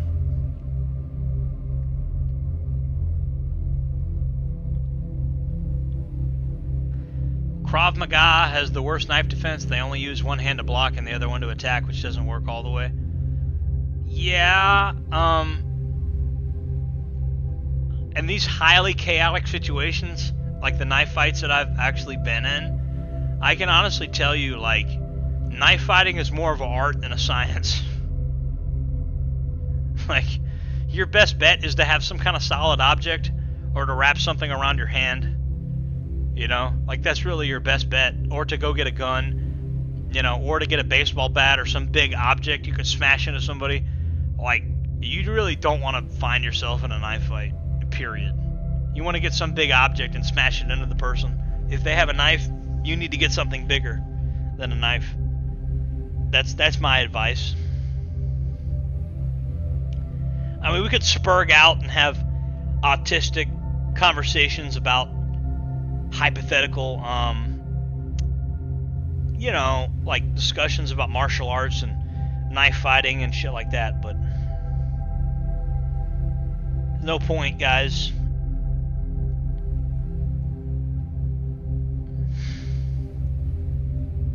I kind of like the Muay Thai shit, you know, like the blocking with the sides of the arms and then the hammer fisting and the elbow strikes, you know. I'm kind of into the Muay Thai shit a little bit. You know, I didn't even know it was Muay Thai. I just naturally do that when I'm in a fight. I never even knew it was Muay Thai. This is just shit I was taught, you know. But I learned recently that it was Muay Thai. I didn't even know.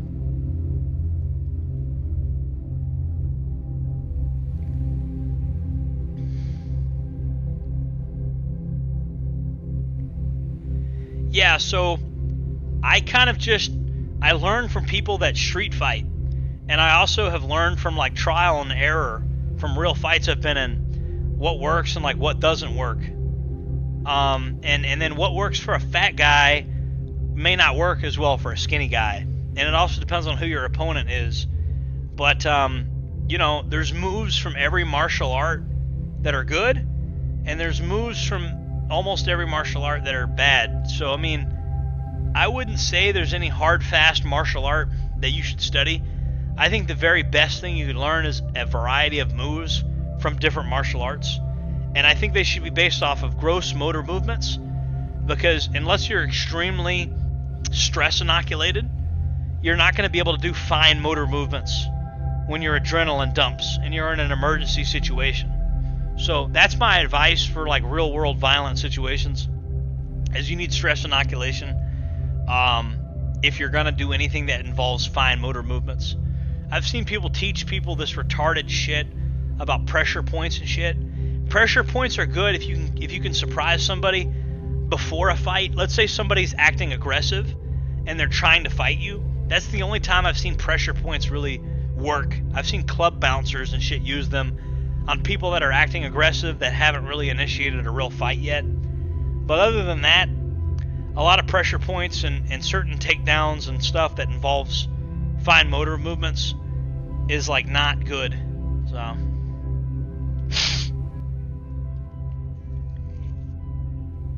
learn kickboxing and wrestling separately. I think you need to know what a full Nelson is, a half Nelson. You need to know how to do, you know, kind of like a full rear naked choke. You need to know how to throw elbows. You need to know how to hammer fist. You need to know how to block. You know, like actually blocking, you know? Like you need to know, I know this sounds crazy. You need to know how to get beat up. Yeah. Go out there and offend some people, like get people mad and have them beat you up, and you'll get better at fighting. Because you gotta learn that it doesn't suck that bad to get punched. It doesn't even hurt that bad. And so people are afraid of getting punched, and they don't even realize it didn't even fucking hurt that bad. It ain't even that bad. You know what I mean? So my advice is, you'll notice people that grew up with siblings are pretty good and they know how to fight, because like they know what a punch feels like, and they know it's not that bad. And so you'll notice, like, if you grew up with like 3 or 4 brothers, like you'll know how to fight way better than if you're an only child. It's just a fact, like, because you're always, you know, play fighting very aggressively with all your other brothers and stuff. And so if you grow up with tons of brothers, I'm not gonna lie, the advantages of having siblings is huge. Like if you got a bunch of kids that are raised in the same house, they're more confident, they know how to fight. You know, like if you have a sister, you learn about women and how women think, and you're better with women. If you grew up with a bunch of brothers, you're better at fighting. You're better at like just doing different shit. You're competing against each other. And so you're like in the process of trying to always outdo each other, you're actually, I mean, it's, you know, you learn about negotiation, you learn about taking your turn, like, and how to negotiate for this. Like, well, I want to play with this toy. Okay, I'll let you play with this toy if you let me play with this toy. You know, like they've done studies on this shit. Like there's so many benefits that to households that have multiple kids. If you have multiple kids in one household, it's better. I know this is off topic and this doesn't seem like a martial arts related topic, but you know, we talk about everything on this stream. But I think it's important. You guys need to know that. You know, there's definitely, and if you have a kid and he's an only child, you need to give him lots of social interaction with other kids. Lots, tons, because otherwise he's gonna fall behind. You know, because I mean, like, you just have an advantage if you have tons of brothers. Yeah, it's true, because I grew up with 2 brothers and 2 cousins, and my brother was always the best fighter, and we had the black kids were the extension of our family. Yeah, I mean, yeah, it's basically you just learn everything better. It isn't just how to fight, it's like how to share, how to cooperate, how to talk to people, and you know, also you're competing for your parents' attention, so you're learning like how to interact with like authority figures, just different shit, you know, like having brothers and sisters is good for different stuff. Like if you grew up with a bunch of brothers and like let's say you have 2 sisters too, you're gonna know all types of shit about women and how they work. You're gonna know how to fight. You're gonna be really confident. You're gonna really know how to talk to people. You're gonna have lots of social interaction, and you're probably gonna come out kind of all right, you know. Whereas if you're like an only child and you got like rich parents or something, you're gonna just like hang out on the computer playing video games all day, you know. And you might be a very smart adult, because if you got the autism shit, you might tunnel deep into certain subjects, and then you might really get like smart as fuck. But then you'll be like socially retarded. Which, is it better to be super intelligent, like a genius, but also be socially retarded? Or is it better to have more like a well-rounded... I mean, if you're literally like Albert Einstein, you can be as socially retarded as you want. That's the way I see it. Because the contribution you make to society is so epic that you're going to make it. You're good. No matter what, you're good, you know? But I mean, if you're just kind of, you know, it depends on what you're spurging out on too, right? So autism is a terrible thing to waste. Terrible thing to waste, right?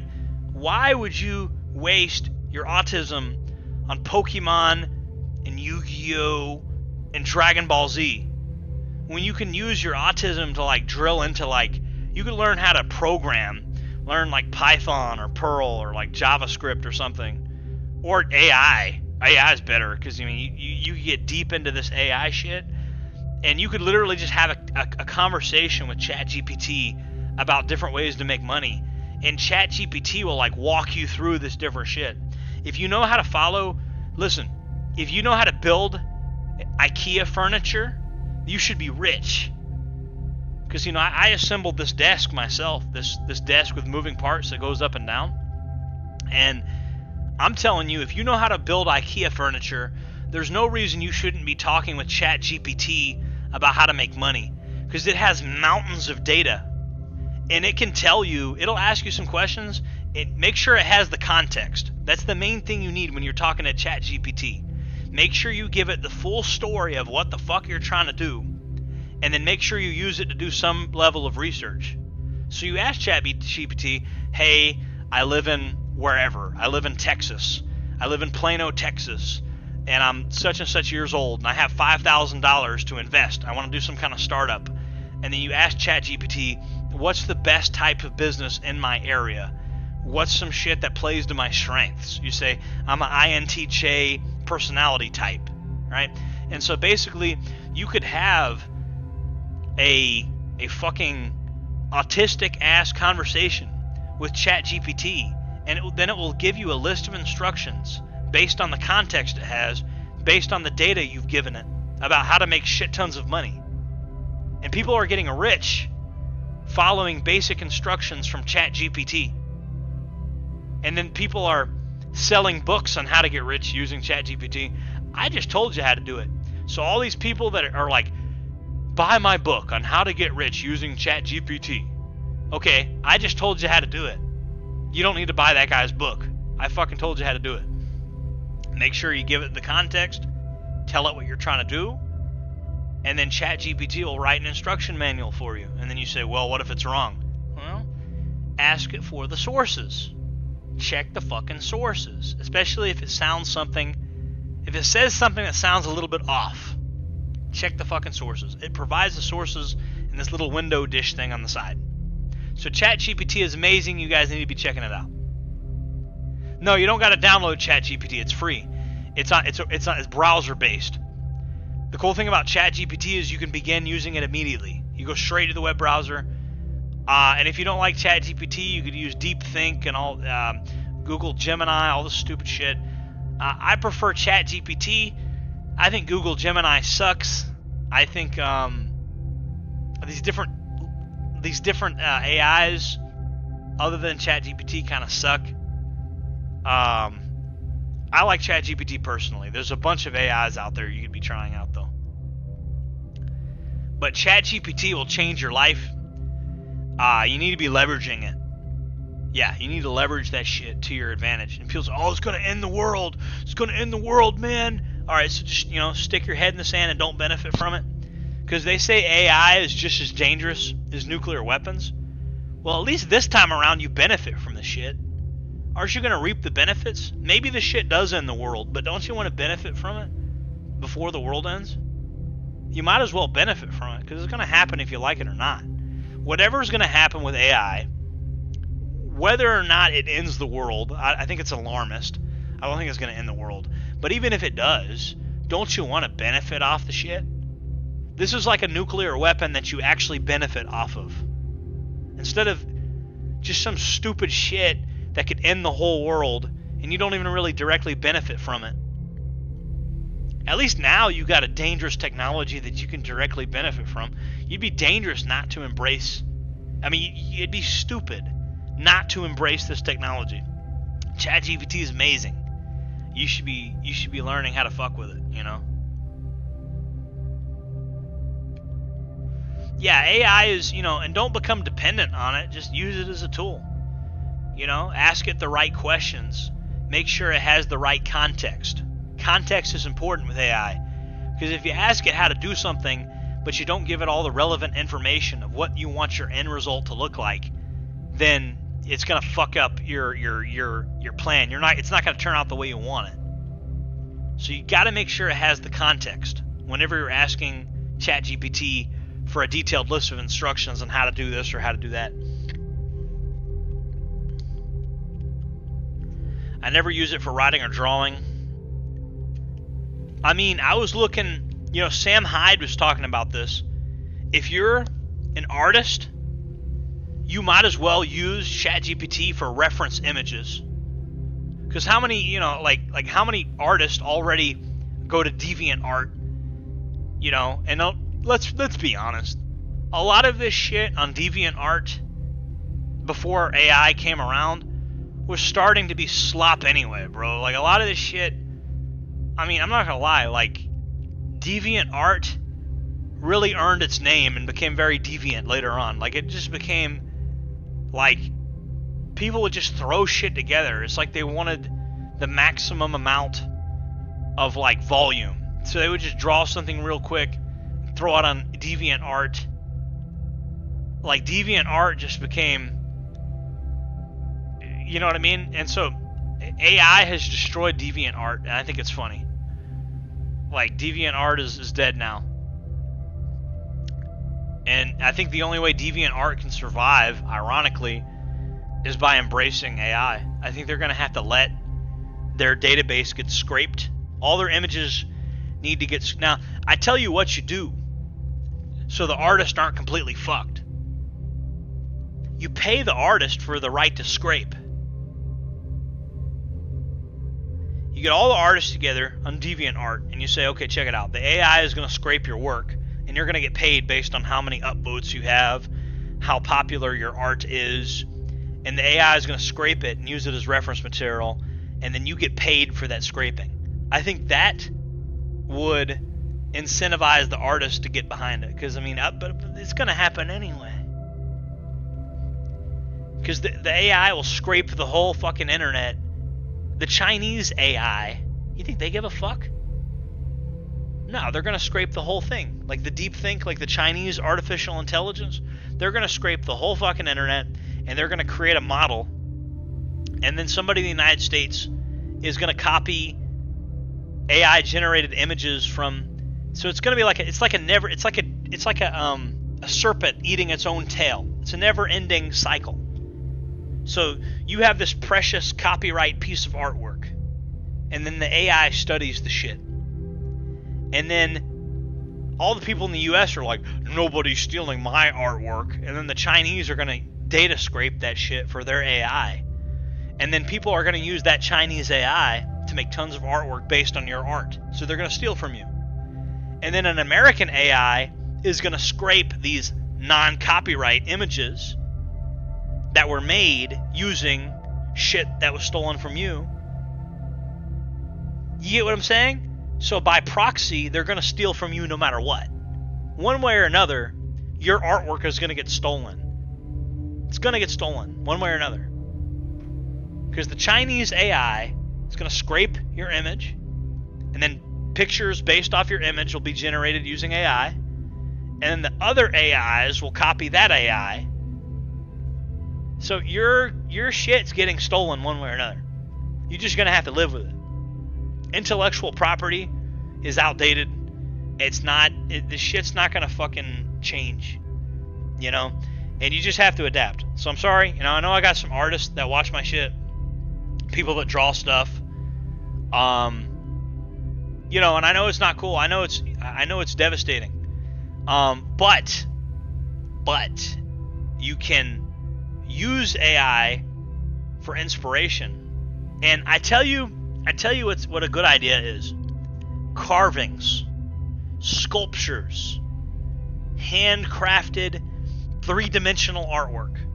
We're probably gonna have a fucking golden age for that. I told my friend Gorilla White that.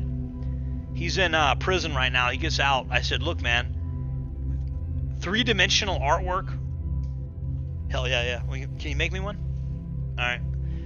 My amazing girlfriend is making me something to eat. She's amazing. She's in the kitchen. She's cooking. My girlfriend's pretty awesome. So sorry, guys. The microwave's going off. That might mess up this sound a little bit. So yeah, you can use that for reference. The AI generated images. You'd use it for reference. Yo, how this Chinese motherfucker in my phone? Museums and art galleries prohibit certain paintings from being uploaded to the internet? No, man, you can't, because people will just photograph it. It's over. Intellectual property rights are done. They need to just get rid of copyright. There's no point. It's an outdated concept. You know? I mean, they need to keep trademarks.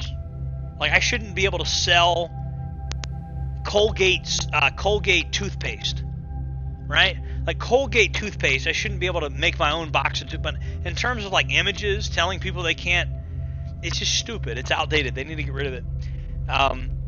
The future of creativity is AI, randomly generated shit, a bunch of goy slop. You're gonna have like just goy slop everywhere, you know? That's fine.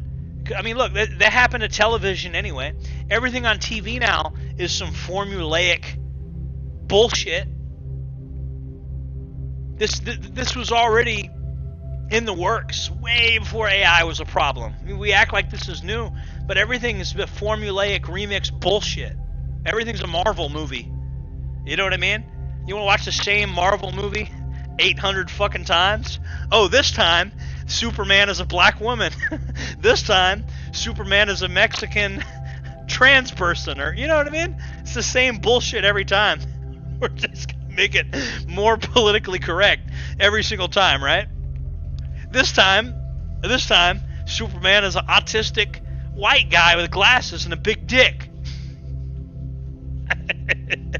That's the next one. I'm gonna be Superman now. You know, we're gonna go to Hollywood. I already look like Clark Kent, kind of, sort of. If Clark Kent was a fat redneck, I'd look like Clark Kent. You know what I mean? I tell you what, it's about time we put out the movie Redneck Superman. We're gonna have Superman as a redneck. But yeah, fucking formulaic bullshit. The universality of all ideas kind of culminating into like a fucking AI goy slop. Fucking, we got a goy slop generator. It generates just grotesque images of people with 8 fingers and shit. And then boomers will look at the image and they won't even see that this person has like 8 fingers. You know, it's almost like we live in like a weird reality where, like, maybe simulation theory is true. Maybe people really do watch us for entertainment. Maybe that's why aliens are like visiting us and watching us. Maybe they don't. Maybe they like how stupid we are, and how absurd. And thank you, baby. My girlfriend just brought me this awesome Philly cheesesteak, microwave Philly cheesesteak. So yeah, it's the Goy Slop Chaos Machine, and I believe this will make appreciation for real artwork kind of come back. You might see paintings, and then if you're really an artist and you like drawing stuff on like Adobe Illustrator, I tell you what you do. Make a video with a screen capture program, not unlike this one, and then fucking just like show the audience what you're drawing. You know what I mean? Yeah, show the audience what you're drawing. Because there is a crowd worth of people that's willing to circle jerk for authentic art. Like, this is authentic. This is real. You know? And that crowd needs to exist. It's important. But you know how they say every kid gets a trophy? The artists that are mad at AI just because it can create stuff better than their shit instantly are sore losers. But the artists that truly create beautiful shit, yeah, that's worth having. A community of people around that people that celebrates true, authentic artwork in the face of the machine. Sure. Right? But the people that make generic goy slop bullshit anyway are upset that a computer can now generate generic goy slop. I don't really have that much sympathy. You know, Sam Hyde said it the other day. I'm just being honest with you. I was really shocked that Sam Hyde said that, because honestly that's how I feel. Like, you had, listen, the clip art industry was like, you'd have a bunch of Indians sitting in an office building and they knew how to draw, and they'd spend all day drawing clip art. You know what I mean? So this was AI before AI even existed. Before AI existed, if you needed thousands of pictures of stock footage and stupid little drawings that people could buy, there was whole office buildings full of Indians. That was AI before AI ever existed. Whole office buildings full of Indians spamming Shutterstock, you know, going to parks and shit and taking random pictures of people. You'd have like a white guy and a black guy and an Asian, and all of them would be living in India, and the only reason they'd be living there is so they could take stock photography all day of them doing random stuff like shopping at the store and shit. It was weird. And you had thousands of this random stock footage for websites, documentaries, just whatever. And so you're telling me that these people that were spamming the internet with thousands of fucking images of bullshit, they're out of a job now because of AI? Boo fucking who? I'm just being honest with you, bro. The people that were spamming the internet with thousands of bullshit stuff.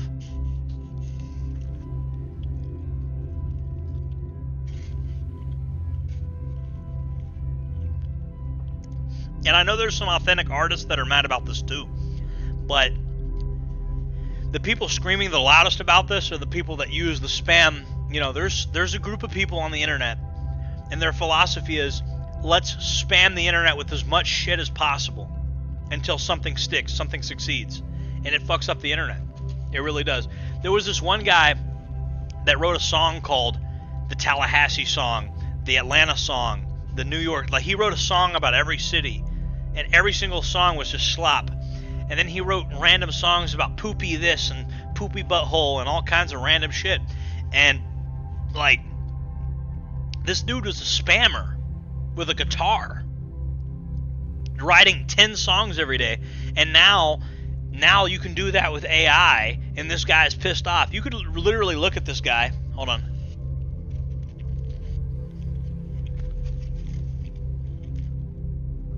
I'm going to show you this guy.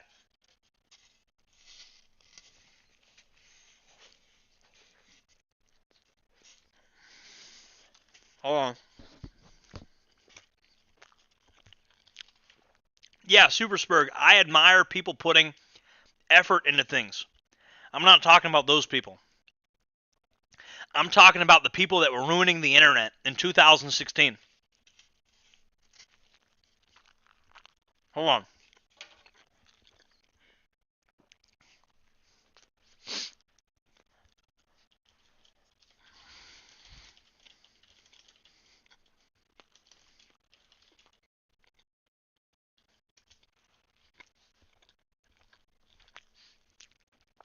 Guy who sings your name over and over, right? And okay, so check it out.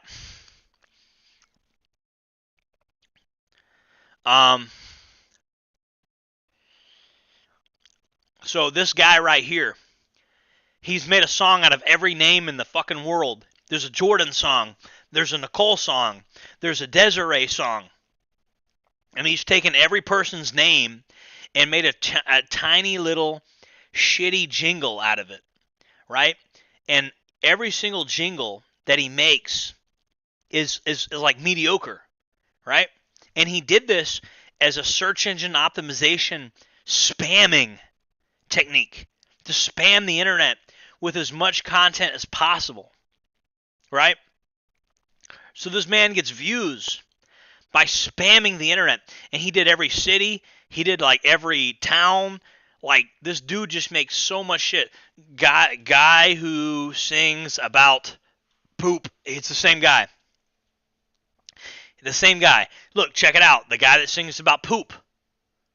Right? And look, this one has no views. You notice how most of his videos has literally 0 views, but some of them have 200,000 views? You notice that? And so, like, this dude has made thousands of songs about poop, and he makes money because he spams the internet with thousands of songs about poop, right? And so this guy right here, if you ask him how he feels about artificial intelligence, I don't know, because I haven't asked him. But before AI ever existed, this person was spamming the internet with goy slop. Look at this shit. Remy. What is this shit? Remy poop. This dude has literally hundreds and hundreds of songs about poop. I mean, am I missing something here? If you guys don't believe me, watch this song. Daddy, daddy, daddy, daddy, daddy, poop, poop, poop, poop, poop, poop, poop, poop. Daddy, daddy, daddy, daddy. And there's just retards out there that want to hear this guy singing about poop, poop, daddy, poopy. Daddy, daddy, poop, poop, poop, poop, poop. Daddy, I mean, this is goy slop.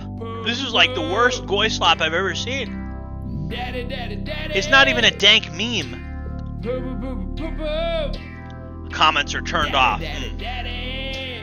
Interesting, right? Poop, poop, poop. Daddy, daddy, daddy. Daddy poop, daddy poop. And then here's the Ethan poop song. So now he's combining names with poop. Ethan.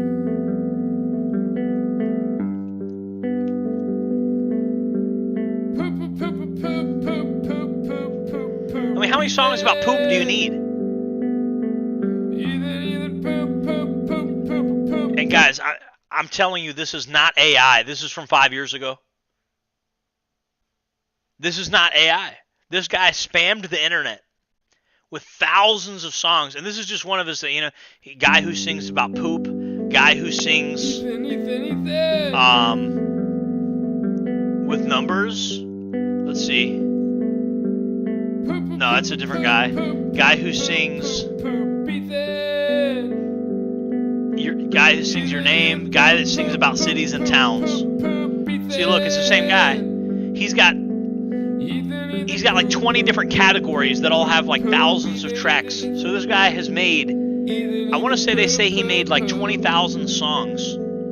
So have you ever heard of a musician making 20,000 songs to where he sits down and making like 20 or 30 songs per day? And, I mean, holy fuck, bro. Here's the Albuquerque song. New Mexico. Oh yeah, such a great city. Oh, he's got one for Roswell.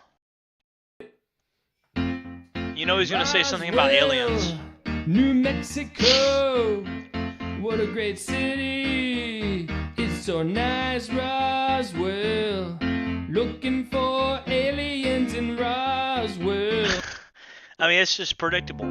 But that's the thing. Like every single, he's got them divided up into states, and then so you got this guy. This guy has made, and this is just one of his things. So it's always a guy who sings blank, and so there's a million of them, and so he just keeps doing it, keeps doing it, keeps doing it, and so people talk about AI. Oh, it's excessive, it's repetitive. Anybody can make shit out of AI.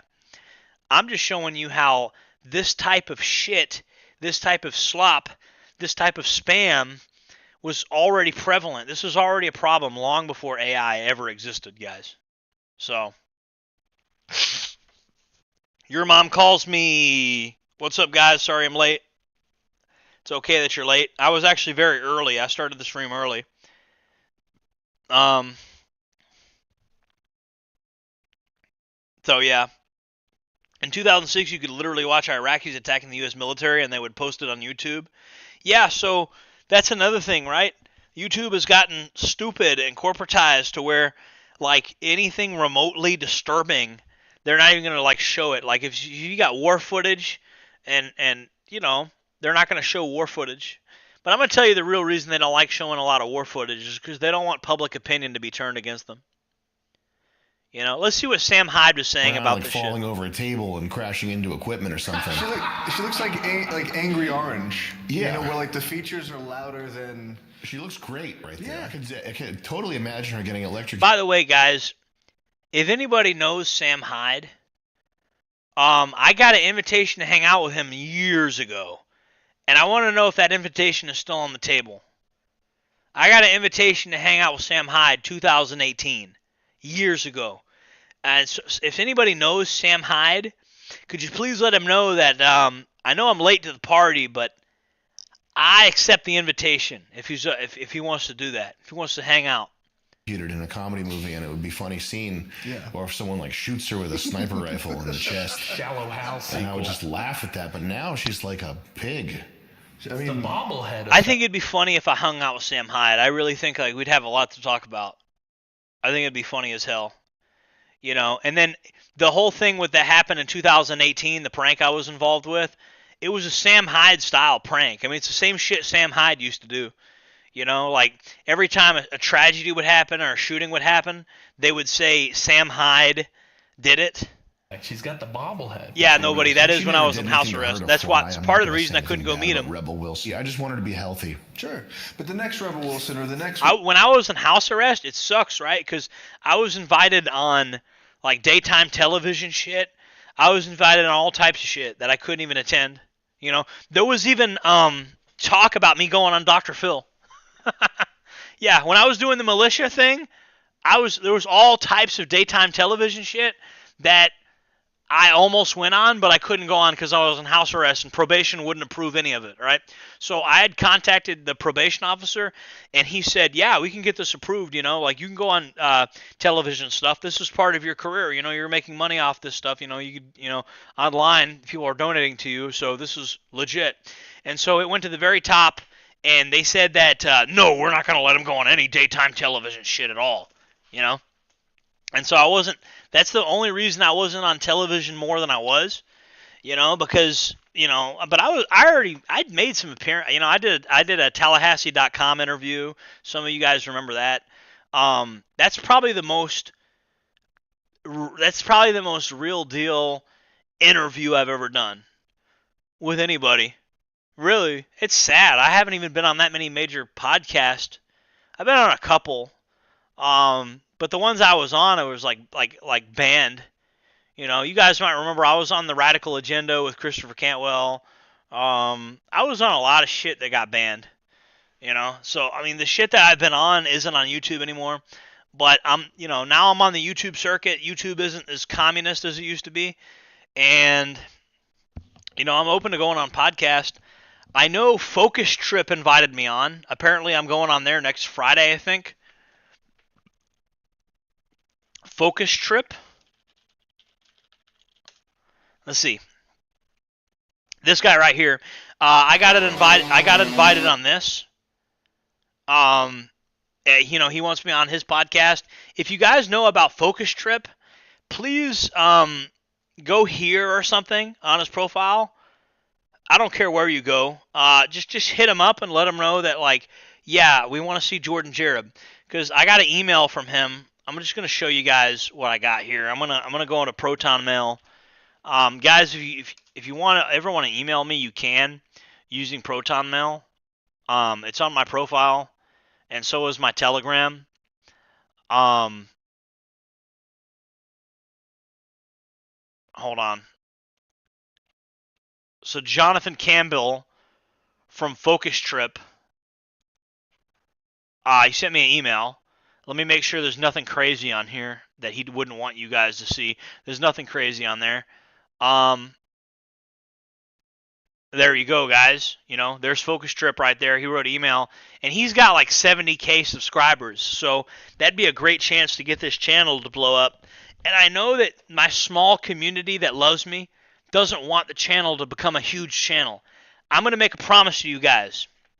You guys that have been watching me loyally, faithfully for like a year now. I want to make a promise to you guys. Listen. The shit that I put out for the masses, the main videos that I do for the masses, is so I can make money for you guys. So that way I can do cool shit on camera, autistic shit, with riot shields and stuff like that. Those are the videos I make that don't get as much views, right? And the cool, quirky, autistic bullshit that I do, you know what I mean? That doesn't get as many views. But those are the videos I like making. And I want to do cool, quirky, autistic shit, but a lot of that shit costs money. And so what I'm going to do is, once I get on Focus Trip, or a channel like that, once I can get on a good podcast, and there's people that want me on their podcast, we just need to find them, okay? There's people that know who I am that want me on their podcast, and I'm going to start going on a podcast circuit. So if you guys know anybody that wants me on their podcast, the answer is yes, okay? I'll go on any fucking podcast under the sun. The answer is yes. I don't care if it's small. I don't care if you got fewer subscribers than me. I'm fine with that. You could have 200 subscribers, and I'll go on your podcast, and you'll probably get more subscribers. So I'm going to go on every single podcast under the sun. If you want me on your podcast, the answer is yes. Okay? And if you make me look bad, I might not come back. If you misrepresent what I say or whatever. But yeah, Glow So Bright, I basically just took the high road with him, and I was I like how these people that make videos about you can't even pronounce your name, like Survival Outpost. Yeah, Survival Outpost and Glow So Bright can't even pronounce Jareb. I mean, it's pretty simple. And there's news articles and there's videos that say Jareb over and over again. And then on my video, I say Jareb. So, they're just intentionally mispronouncing my name. And the thing is, it's not even that funny. I know you're intentionally mispronouncing it, but, that joke is dead. I'm going to call him Jareb. That's disrespectful. I'm going to call him Jareb. And it's who gives a fuck, bro? I don't care if you call me Jareb. Call me Dreb. when I was making videos about dreg, I was calling myself Dreb, because I'm like the dreg of the prepper movement, right? And so, like, you know, people say that's a weird comparison, but you know, I know Glow So Bright. When I did the video on him, we're gonna watch his video right now. How about that? Even though I've already replied to it, we're gonna watch it right now. Even though now I've already done like the hour-long reply to his shit. Hold on, guys. Glow So Bright. He's got to up his search engine optimization. That should be popping up. You know what I mean? And this is one of his most viewed videos, really. The video he did about me. Yeah, it's at one. You know, it's at, let's see. I got him about 100 subscribers too, because I took the high road and I said, hey man, go subscribe to Glow So Bright. Go fucking go subscribe to his channel, you know? Yeah, his most viewed video has 13,000 views, so you know, this is up there. This is one of his more viewed videos, that's for sure. And it'll keep climbing. It'll probably become one of his most viewed videos. I'm willing to bet. But there's this weird thing Kiwi Farms does where they compare me to Chris Chan. I want you guys to steel man that argument. Steel man it for me. I want you to tell me what the fuck Chris Chan and me has in common. I'm trying to figure that one out. Like, steel man the argument.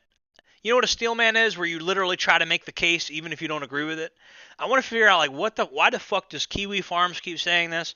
Why does, like, these people on Kiwi Farms, they keep comparing me to Chris Chan. And I don't understand. Like, I'm not combining two different cartoon characters. I'm not doing all this weird shit. I don't understand, like, what do I have in common with Chris Chan? There doesn't seem to be any comparison at all. Chris Chan. I'm trying to figure it out, bro. Like, somebody tell me what I have in common with this guy. I can't figure it out. But these people on Kiwi Farms keep saying that I'm like Chris Chan, and he even put it in the title, the Chris Chan Florida Militia Man, which is shitty search engine optimization. You know?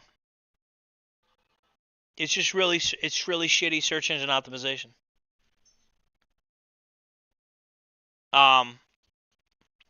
But I'm probably about to get off the stream pretty soon, guys. I just wanted to point that out. My name is Jordan Jarrett, and today I'm coming out of the closet. Welcome to the show, and welcome, Glow So Bright. And he's accusing me of being a LARPer, but he's like in a Chinese military outfit. The fuck? He's literally LARPing.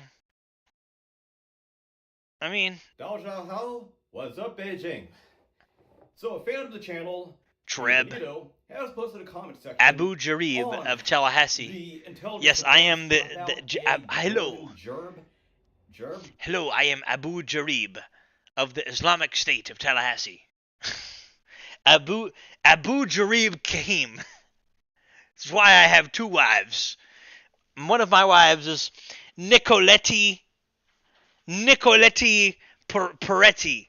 My other wife, Peretti Beautifully Nicoletti, and my other wife is Deserito Burrito. I am Abu Jarib. Abu Jarib of the Jarabian Caliphate. The Caliphate Jarib. Yeah. Try saying that 5 times fast. And the Republic of Florida Militia. Which, frankly, I was unfamiliar with. What's up, Strong Island brother? So, Strong Island brothers in the house. Break it down and take a look. So, we got Billy Badass. We got Your Mom Calls Me. We got Kareem Moop. We got quite at a loss of words for how everybody. We got Harry Carey, Super Spurg, Ozer Bador, intelligence support on this, but I will do in a few. Mayhem Farouk. Might as well just plagiarize Vintage Warfare's format, make it the Temu or Wish.com version. Now, if I were to describe the militia in 5 words or less, I would say that if Chris Chan ran a militia. And he's saying, I wish he would elaborate on this. If Chris Chan led a militia. Because if Chris Chan led the militia, the logo would be Sonichu. You know what I mean? That'd be that if Chris Chan ran the militia, wouldn't the logo be Sonichu? And just like Chris Nicole's looking at me like, what the fuck? She doesn't even know anything about the Sonichu thing. The Chris Chan thing, I don't think she knows anything about it. A true lolcow. The Republic of Florida militia is I'm going to tell her about it tonight, probably, or maybe tomorrow. That aligns itself with other accelerationist white supremacist groups that are... Oh, come on. That was done ironically. ...of a certain Austrian painter. Guided by a MiG-15... Yeah, listen, bro, I'm a big fan of Gustav Klimt, okay? Known as Jordan Jerb, who is with collaboration with... Gustav Klimt is the Austrian painter, you know. I assume that's who everybody's talking about when they talk about an Austrian painter. Gustav Klimt. I find it to be... And he was the leader of the Vienna secession movement. Secession. Incompetent and stupid. No sort of fitness whatsoever. Any sort of published doctrine out there is self-serving, narcissistic, and stupid.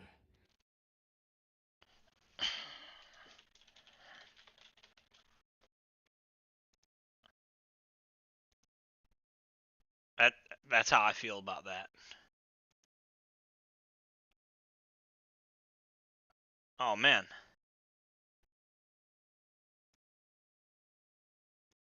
Too fat to run. We'll fight instead. That's the patch. The Gravy Seal patch.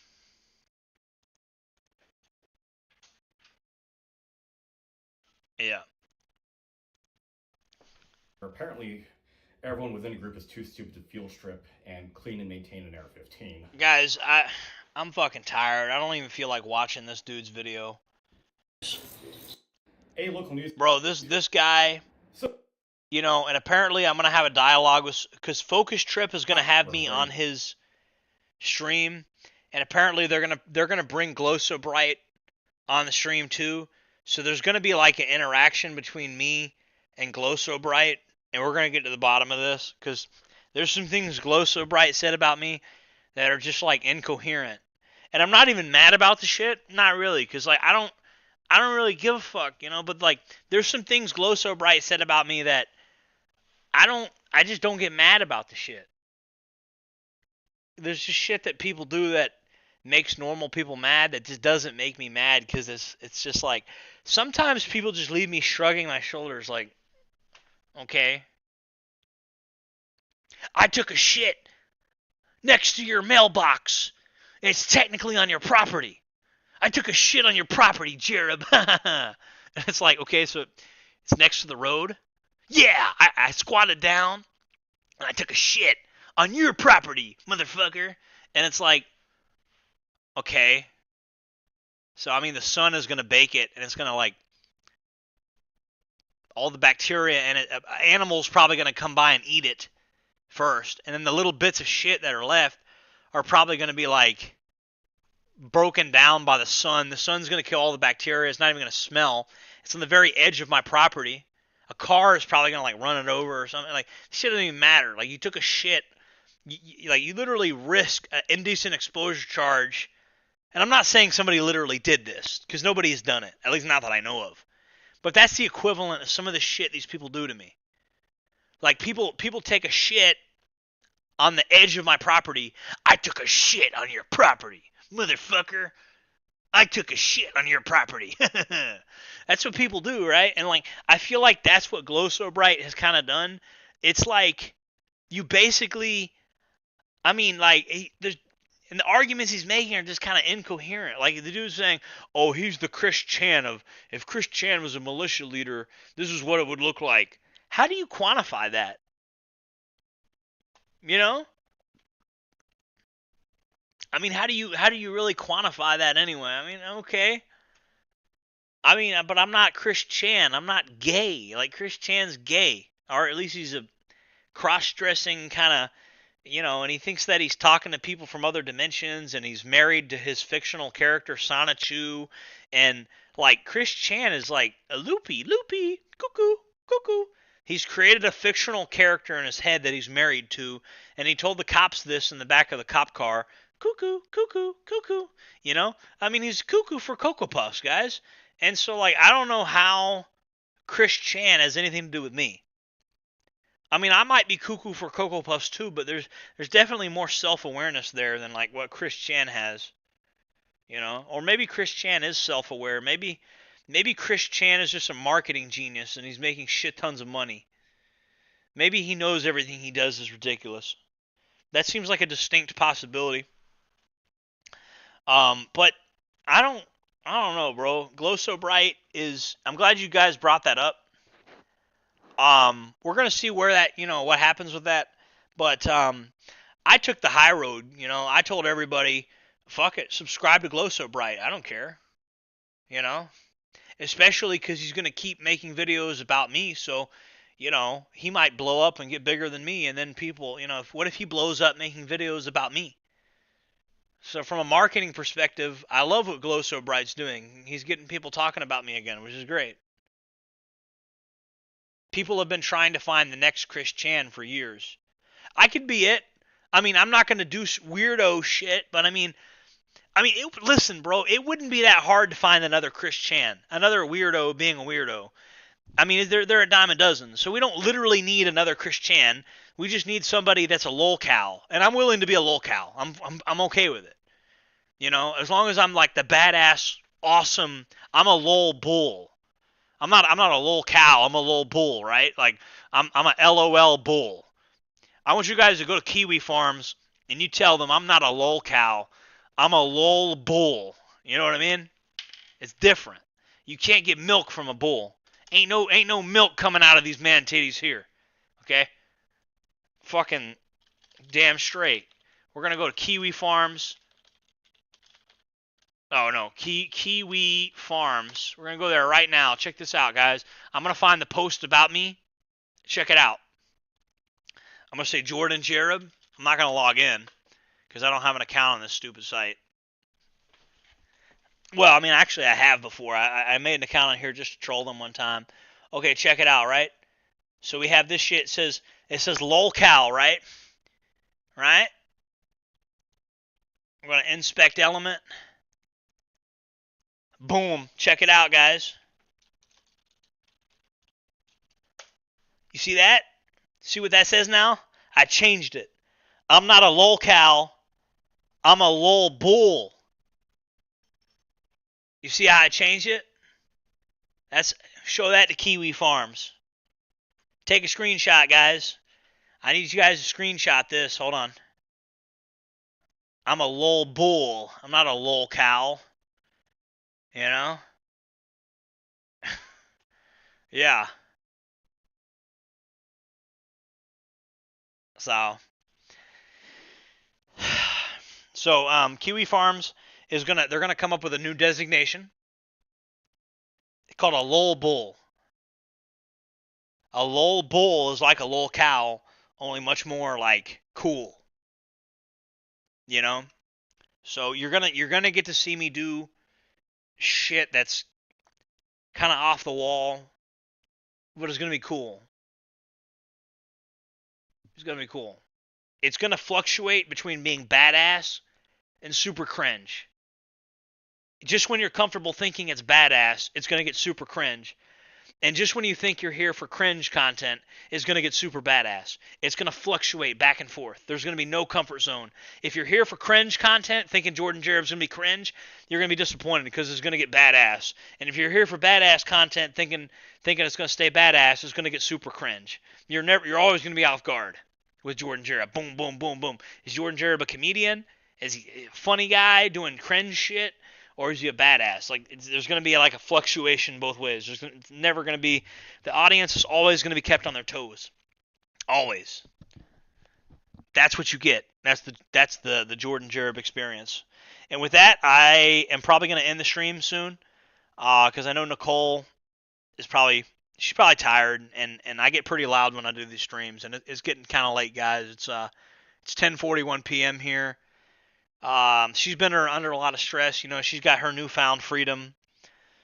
Adjusting to society is hard when you get out of prison. So, I appreciate you guys.